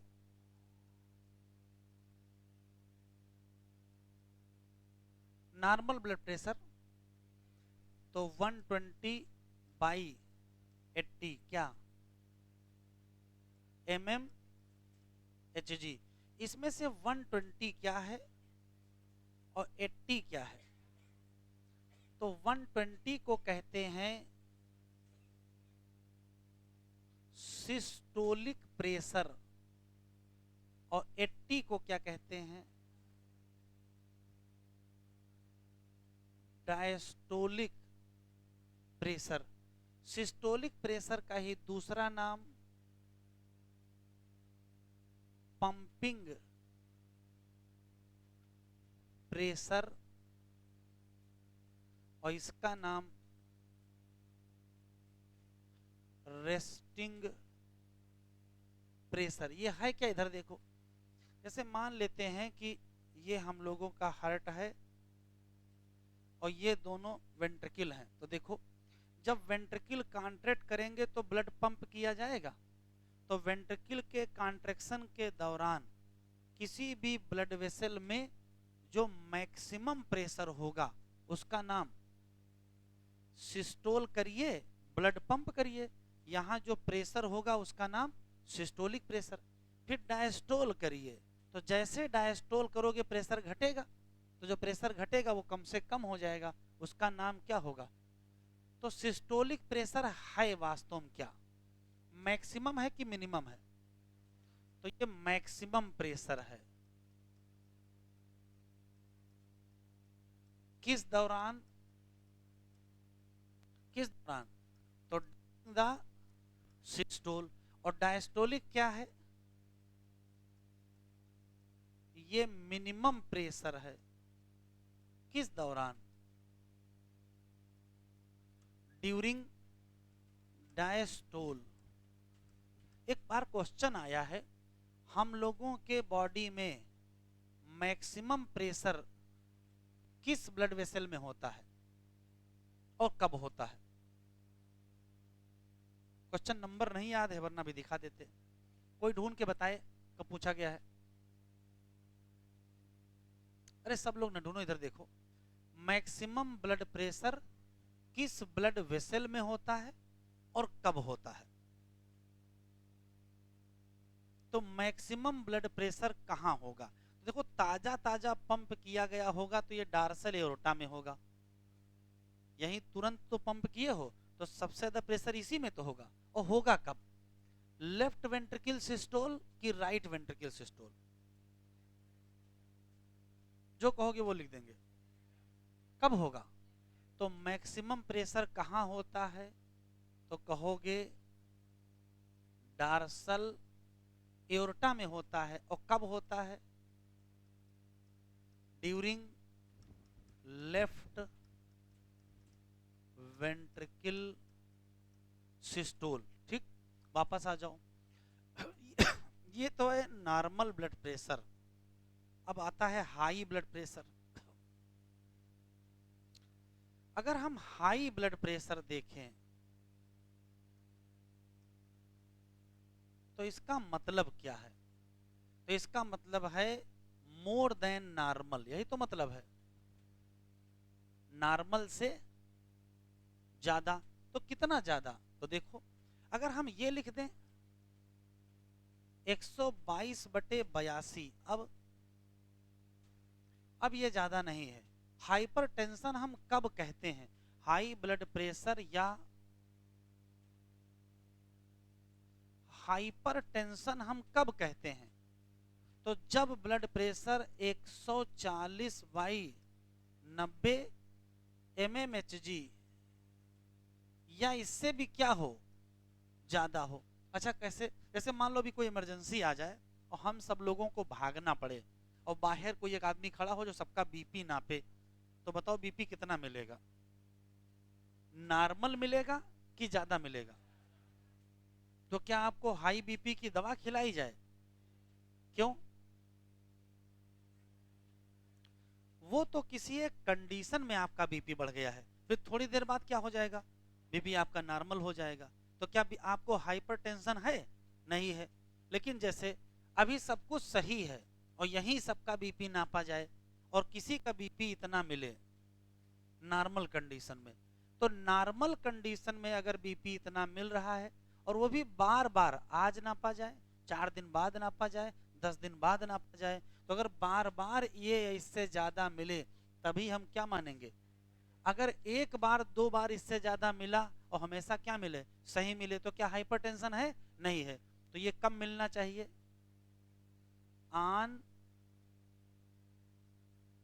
रिपीटेड चेकअप, बार बार चेक करिए और ये मिल जाए तब क्या है, हम हाइपरटेंशन कहेंगे। अच्छा, हो जाने तो कोई दिक्कत है क्या? हाइपरटेंशन जब रहेगी तो आपकी एनर्जी ज्यादा रहेगी, आप काम भी ज्यादा करोगे, जोश में रहोगे, ये तो अच्छी चीजें हैं? पढ़ने में मन भी लगेगा, नींद कम आएगी। तो ध्यान से सुने, अगर हाइपरटेंशन बहुत दिनों तक रहा तो समस्या सुनो क्या है। अगर प्रेशर ज्यादा रहा तो हार्ट को बहुत ताकत लगानी पड़ेगी पंप करने के लिए। तो जब बहुत ताकत से बहुत दिन काम करेगा तो हार्ट की मसल धीरे धीरे कमजोर हो जाएंगे, थक जाएंगे और हार्ट डैमेज होने लगेगा। तो हाइपरटेंशन का नुकसान देखो क्या होगा।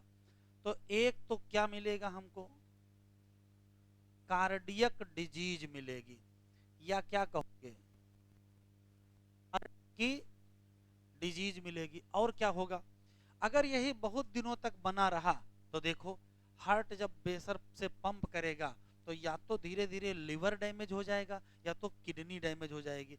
तो हाइपरटेंशन से और क्या नुकसान होने वाला है,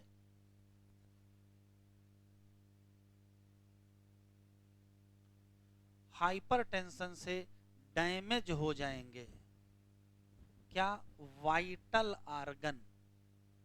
जैसे दो मेन आर्गन हैं, एक लिवर और एक किडनी। ऐसा भी तो हो सकता है कि ब्रेन में हो जाए हैमरेज, तो हो जाएगा ब्रेन हैमरेज और उससे तो निपट ही जाओगे। तो बहुत खतरनाक है हाइपरटेंशन। हाइपरटेंशन से धीरे धीरे लिवर खराब, धीरे धीरे किडनी खराब और धीरे धीरे हार्ट खराब, और नहीं तो ब्रेन डैमेज हो जाएगा और ब्रेन हैमरेज हो जाएगा। तो बड़ी खतरनाक स्थिति है अगर क्या है, हाइपरटेंशन। बस खास बात यह है कि कैसे दिखनी चाहिए, रिपीटेड। अगर एक बार बढ़ा तो एक बार बीपी बढ़ाने से कोई नुकसान नहीं होगा। परमानेंट बढ़ा रहे तो किस कैटेगरी में आ जाओगे, हाइपरटेंशन। तो इलाज की आवश्यकता कब पड़ेगी, है? इलाज की आवश्यकता कब पड़ेगी, तो जब आपका बीपी 140/90 से ऊपर हो और क्या हो, परमानेंट हो। लिखने से पहले सवाल, सब आए हुए सवाल हैं।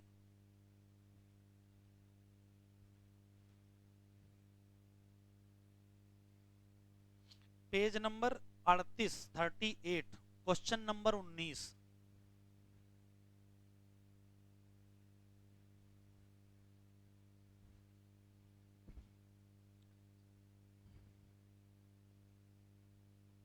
चलिए हेडिंग डालिए,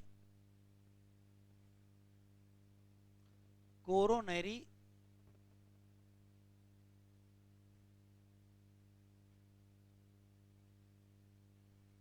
आर्टरी डिजीज। पहला सवाल यह है, बीमारी का नाम कोरोनरी आर्टरी डिजीज क्यों है? तो डायग्राम से समझ में आएगा। जैसे मान लेते हैं कि हम लोगों का ये हार्ट है,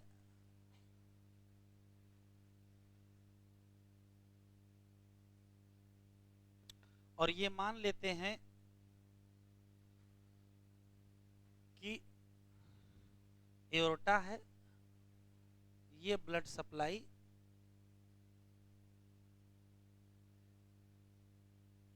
एओर्टा के द्वारा जहां जानी थी वहां जा रही है।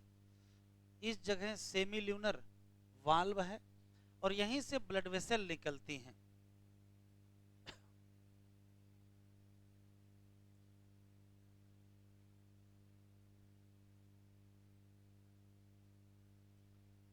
ये हो गई कौन सी coronary artery, left coronary artery, और यहीं से निकलती है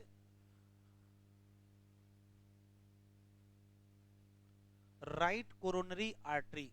अब देखो हो क्या रहा है, यहां से ब्लड पंप किया गया है, बॉडी को जा रहा था, ये कोरोनरी आर्टरी है, ये कोरोनरी आर्टरी है, ये हार्ट की मसल को सप्लाई कर रहे हैं और सब कुछ सही चल रहा है। तब तक इस कोरोनरी आर्टरी में कुछ बदलाव हुआ है। ये क्या है, कोरोनरी आर्टरी है। इसमें एक समस्या आ गई है और उस समस्या का नाम एथेरोस्क्लेरोसिस है। अब ये कौन सी चीज है वो देख लो। तो मान लेते हैं कि ये कोरोनरी आर्टरी है, ये इतनी चौड़ी कोरोनरी आर्टरी है और सब कुछ सही चल रहा था। जैसे जैसे एज बढ़ती गई, ब्लड वेसल के अंदर कुछ न कुछ डिपॉजिट होने लगा। तो जब ब्लड वेसल के अंदर कुछ न कुछ डिपॉजिट होगा तो जो ल्यूमेन इतना चौड़ा था वो अब इतना ही तो बचेगा।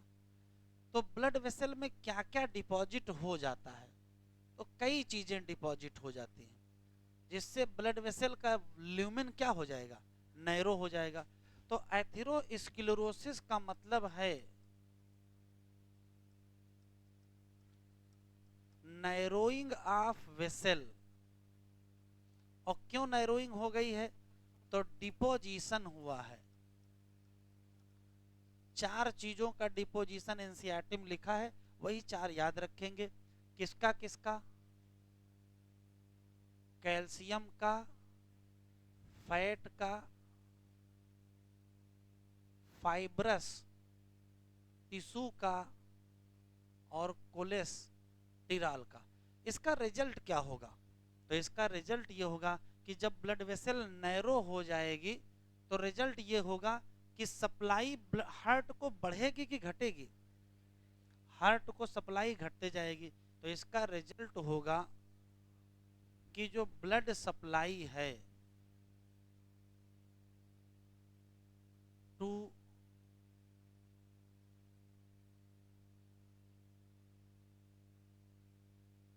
हार्ट मसल वो क्या हो जाएगी, रिड्यूस हो जाएगी। जैसे ही हार्ट मसल की ब्लड सप्लाई रिड्यूस होगी वैसे हार्ट की मसल को दिक्कत होने लगेगी। वैसे 2 बीमारियां होंगी, या तो बीमारी होगी एंजाइना और या तो बीमारी होगी हार्ट अटैक। तो एंजाइना और हार्ट अटैक कब होगा, तो कहोगे जब हार्ट की मसल की ब्लड वेसल में कोई दिक्कत आए। और ब्लड वेसल कौन सी है, कोरोनरी आर्टरी, और किसके चक्कर में हो रहा है, एथेरोस्क्लेरोसिस। तो जब कभी कोरोनरी आर्टरी के नाते हार्ट में कोई बीमारी हो जाए तो उसी का नाम क्या रखोगे, coronary artery disease.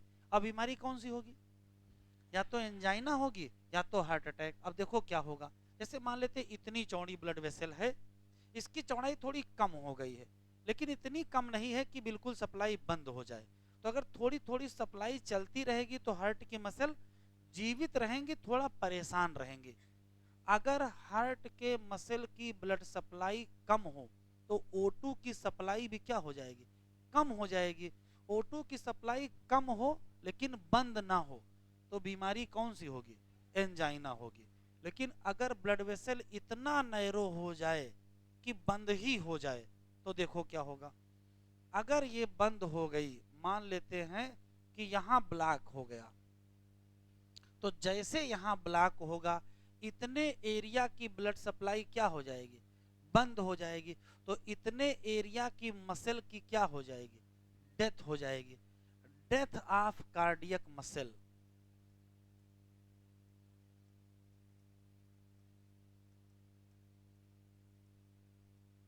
Cardiac muscle की जब डेथ हो जाती है तो उस एरिया को कहते हैं इनफाक्ट।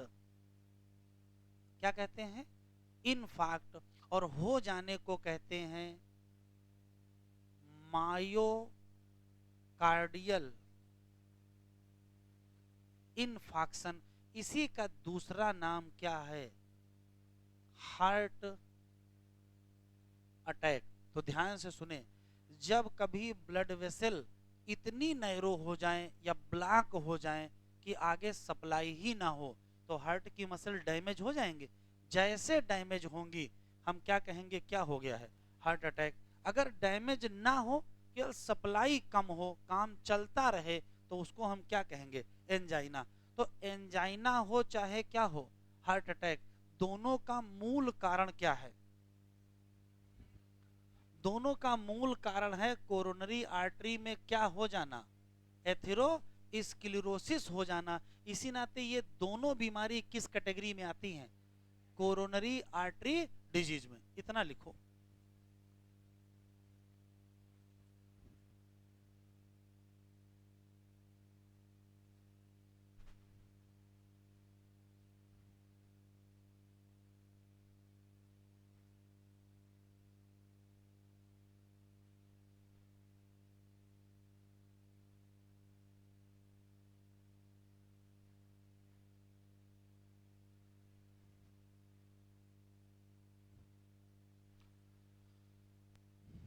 हो गया बेटा? तो हमारे साथ ही लिखें, पहले हम एंजाइना के बारे में 3 लाइनें लिखेंगे, फिर हार्ट अटैक के बारे में 3 लाइनें।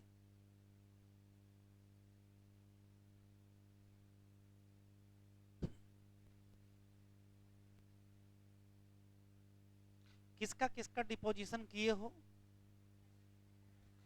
कैल्शियम का, फैट का और फाइब्रस टिश्यू का और कोलेस्टेरॉल का। तो सरफेस क्या हो जाएगी? रफ और नैरो। तो बीपी बढ़ेगा घटेगा? बीपी बढ़ जाएगा। बढ़े बेटा आगे? तो हमारे साथ ही लिखते चलेंगे, एंजाइना। तो चाहे एंजाइना कहो, इसका एक और नाम है एंजाइना पेक्टोरिस। 3 क्वेश्चन है जो आपको याद रखने हैं। इसमें क्या होता है? तो सिम्पटम है एक्यूट चेस्ट पेन। इसका मतलब क्या है? तो अचानक सीने में दर्द होने लगे। क्यों हुआ है? क्यों हुआ है? तो हार्ट की मसल को उतनी ऑक्सीजन नहीं मिल रही है जितनी मिलनी चाहिए, due to no enough oxygen reach to heart muscle. और क्यों नहीं मिल रही उतनी ऑक्सीजन? क्योंकि कुछ ऐसी कंडीशन है जिसने ब्लड फ्लो को अफेक्ट किया है। और कंडीशन कौन सी है? एथेरोस्क्लेरोसिस।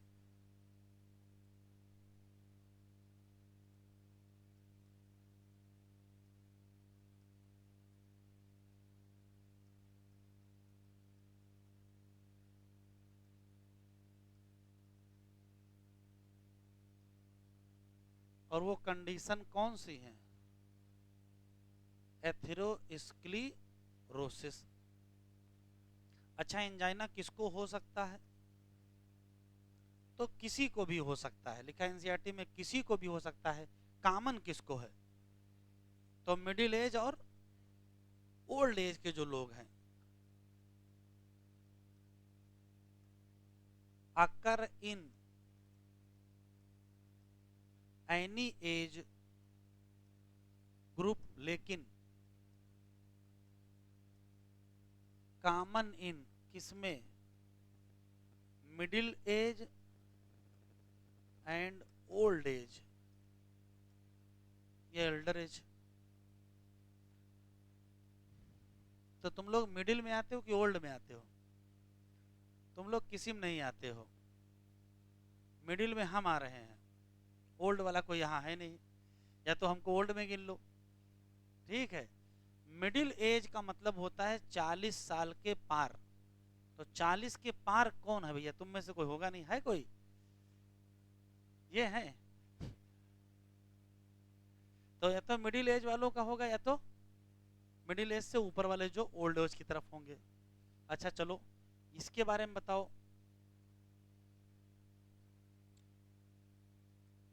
हार्ट अटैक, या इसी का दूसरा नाम मायोकार्डियल इन्फाक्शन। इसमें क्या क्या होता है? तो अभी बताए हैं, हार्ट की मसल क्या हो जाएंगे? डैमेज।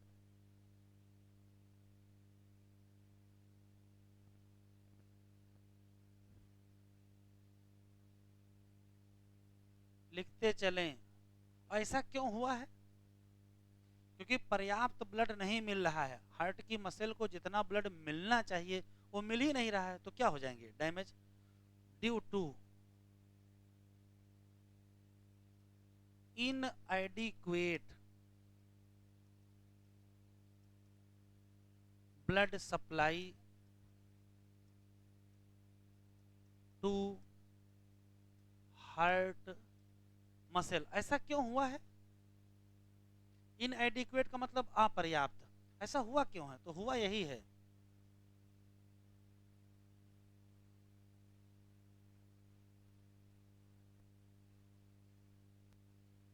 एथेरोस्क्लेरोसिस। इसमें ये है 1 नंबर, ये है 2 नंबर। इसमें मेन अंतर समझ लीजिए, सप्लाई कम है लेकिन इतनी भी नहीं है कि मर जाएं, तो क्या है, एंजाइना। और सप्लाई ज्यादा कम है और डैमेज हो जाए तो क्या है, हार्ट अटैक। दो छोटी छोटी और हेडिंग है। एक है कार्डियक अरेस्ट। अरेस्ट का मतलब गिरफ्तार, तो भैया हार्ट को कौन गिरफ्तार कर लेगा। तो गिरफ्तार का मतलब समझ लीजिए क्या होता है। जैसे किसी व्यक्ति को गिरफ्तार किया जाता है तो उसका मतलब क्या है, उसका मतलब यह है कि यदि उसकी एक्टिविटी तुरंत बंद कर दी जाए, जहां मिले बस वहीं से उठा लिया जाए, उसके बाद कहीं जाने न दिया जाए, ये तो गिरफ्तार होता है। तो गिरफ्तार अरेस्ट होता है।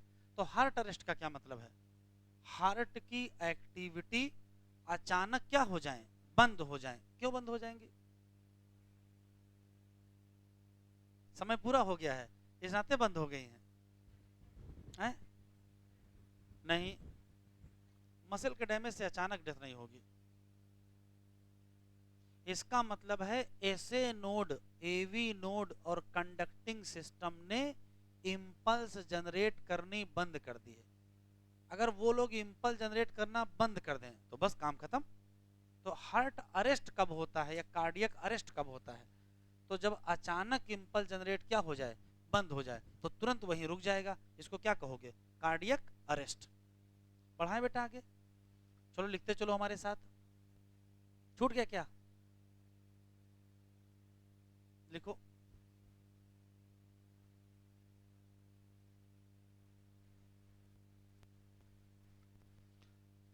छूटने के लिए परेशान ना होइए, पीडीएफ अभी आपको भेजेंगे, जो छूटा होगा उसमें लिख लीजिएगा उससे।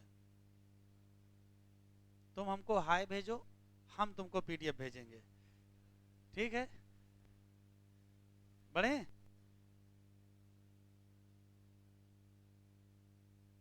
चलो लिखो, हमारे साथ ही लिखोगे।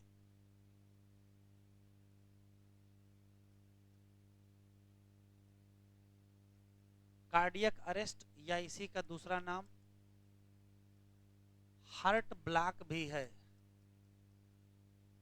हार्ट ब्लॉक एक लाइन का कॉन्सेप्ट है, क्या,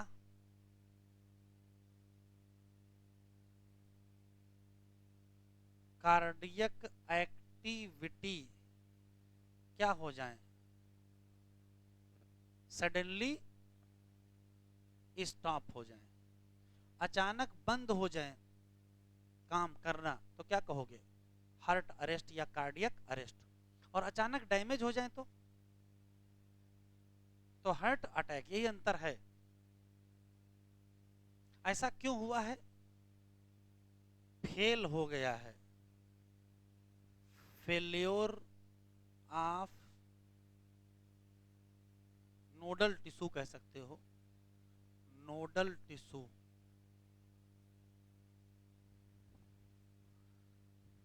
नोडल टिश्यू काम ही नहीं कर रहे हैं। आखिरी heading,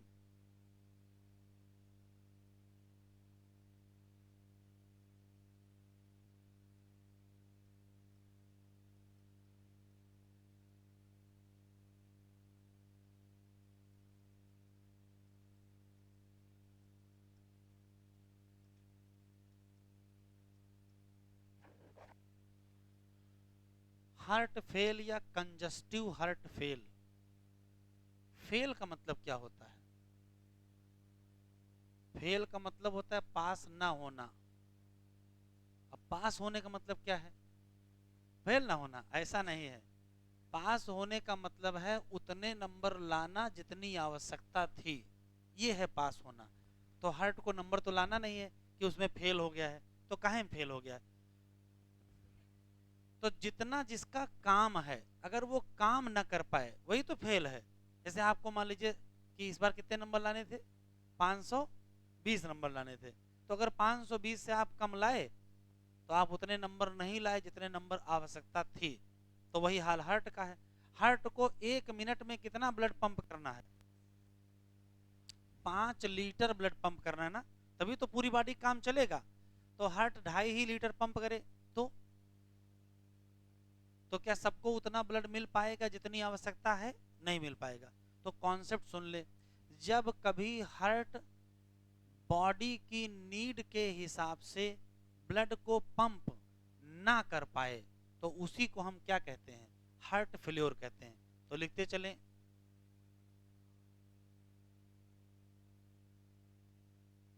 heart unable to pump blood according to need of body।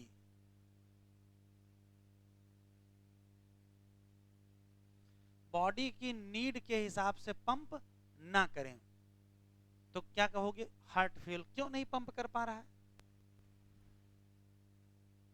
क्योंकि हार्ट की मसल कमजोर हो गई है, मसल में वो ताकत नहीं बची है। और ताकत कहां चली गई? तो जानते हो क्या हुआ है? इस व्यक्ति को रहा है हाइपर टेंशन बहुत दिनों तक। तो जब हाई प्रेशर पर बहुत काम करेंगे तो हार्ट की मसल कमजोर हो जाएंगे। तो धीरे धीरे हार्ट, हाइपर टेंशन वाले व्यक्ति का हार्ट धीरे धीरे किस में जाएगा? फेल में चला जाएगा। ठीक, तो चलो फेल हो जाने दो। समस्या देखो क्या खड़ी होगी, इधर देखो, ये है हार्ट, एक नई समस्या खड़ी होने वाली है। यहां से ब्लड पंप करते थे कहां? बॉडी में। तो बॉडी में उतना पंप नहीं कर पा रहे हैं तो यहां ब्लड इकट्ठा नहीं होगा, होगा कि नहीं होगा? यहां ब्लड क्या होगा? इकट्ठा होगा। तो अगर ब्लड यहां इकट्ठा होगा तो फिर ब्लड यहां इकट्ठा होगा। और यहां आता कहां से है? यहां आता है लंग्स से। अब सोचो, अगर यहां का ब्लड यहां पंप नहीं हुआ है तो यहां भरेगा, तो फिर यहां भरेगा, तो कहां भरेगा? तो जब कभी हार्ट फेल होता है तो लंग्स में ब्लड भरने लगता है और बीमारी का नाम कंजस्टिव हार्ट फेल्योर। तो इसका नाम कंजस्टिव हार्ट फेल्योर क्यों है? क्योंकि इसमें हो जाता है क्या?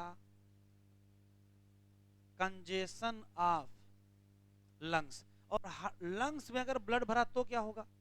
तो होगी खून की उल्टी। तो हार्ट फेल्योर वाले की मौत बहुत खराब होने वाली है। इस व्यक्ति के लंग्स में कंजेशन होगा, वहां ब्लड भरेगा और फिर वो ब्लड उल्टी के फॉर्म में बाहर निकलना शुरू होगा। तो बड़ी बुरी स्थिति इसकी हो जाती है।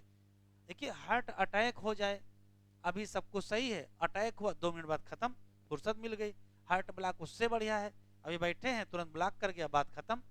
सबसे खराब क्या है? Heart fail. हार्ट फेल के बाद क्या होगा?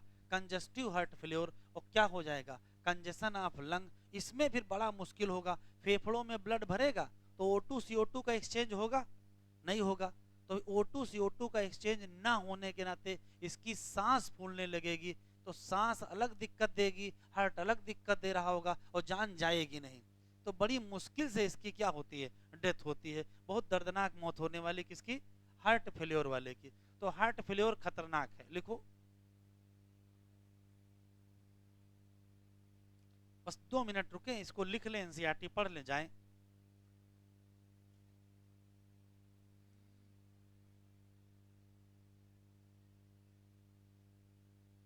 नहीं, हाँ, ये अच्छा सवाल है इनका।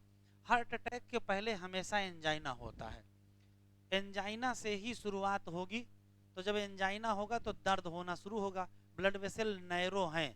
उसी दौरान आप डॉक्टर के पास पहुंच गए, उसने कोई दवा दिया, ब्लड वेसल थोड़ी डायलेट कर गई, सब कुछ सही, आप घर चले आए।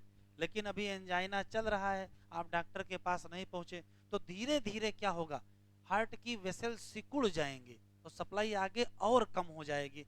तो एंजाइना ही किस में कन्वर्ट हो जाएगा? हार्ट अटैक में कन्वर्ट हो जाएगा। जरा एनसीईआरटी ओपन कर ले।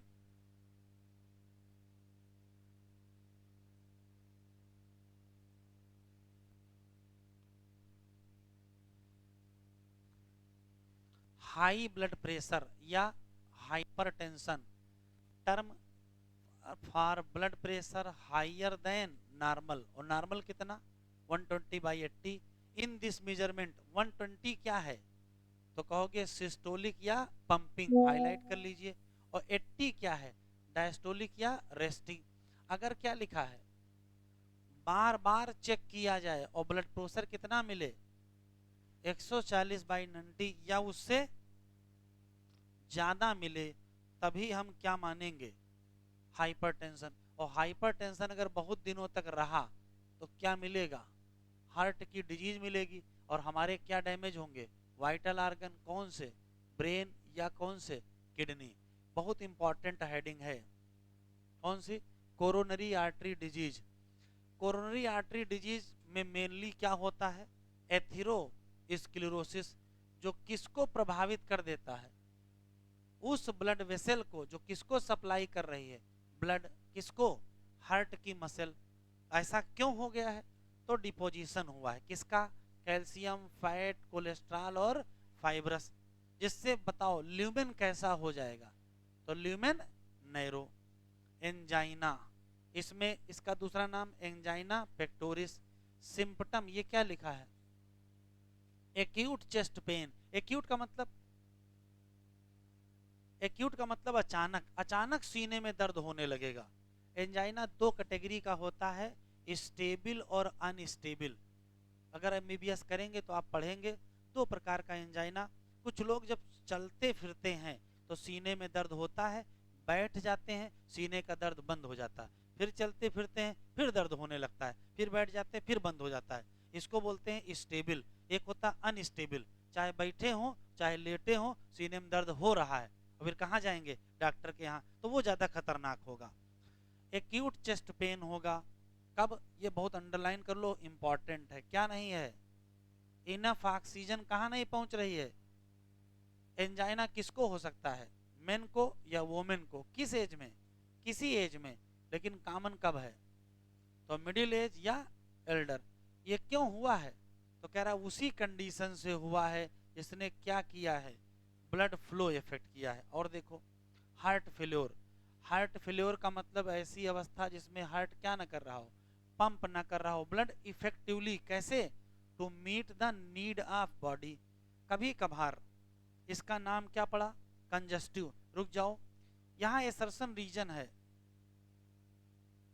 हार्ट फेल्योर को कंजस्टिव हार्ट फेल्योर कहते हैं, क्यों, तो ये देखो बिकाज लिखा है, क्या लिखा है, बिकाज कंजेशन होगा किसका, lung, is main symptom of this disease. और हार्ट फेल्योर बिल्कुल अलग है किससे, कार्डियक अरेस्ट। और अरेस्ट में क्या होता है, तो व्हेन हार्ट स्टॉप बीटिंग। और हार्ट अटैक में क्या होता है, when heart muscle suddenly damage by इनएडिक्वेट blood supply. बस आज इतना ही पढ़ते हैं, अभी रुकेंगे, जिनको जिनको ब्रीदिंग पढ़ना है तो 1 घंटे में थोड़ा बहुत ब्रीदिंग की रिकवरी करा देंगे। ठीक है, जाइए। आपका जो ऐप है उस पर 3 चीजें मिलेंगी, वीडियो आज का मिलेगा, आज का पीडीएफ मिलेगा और आज का टेस्ट मिलेगा।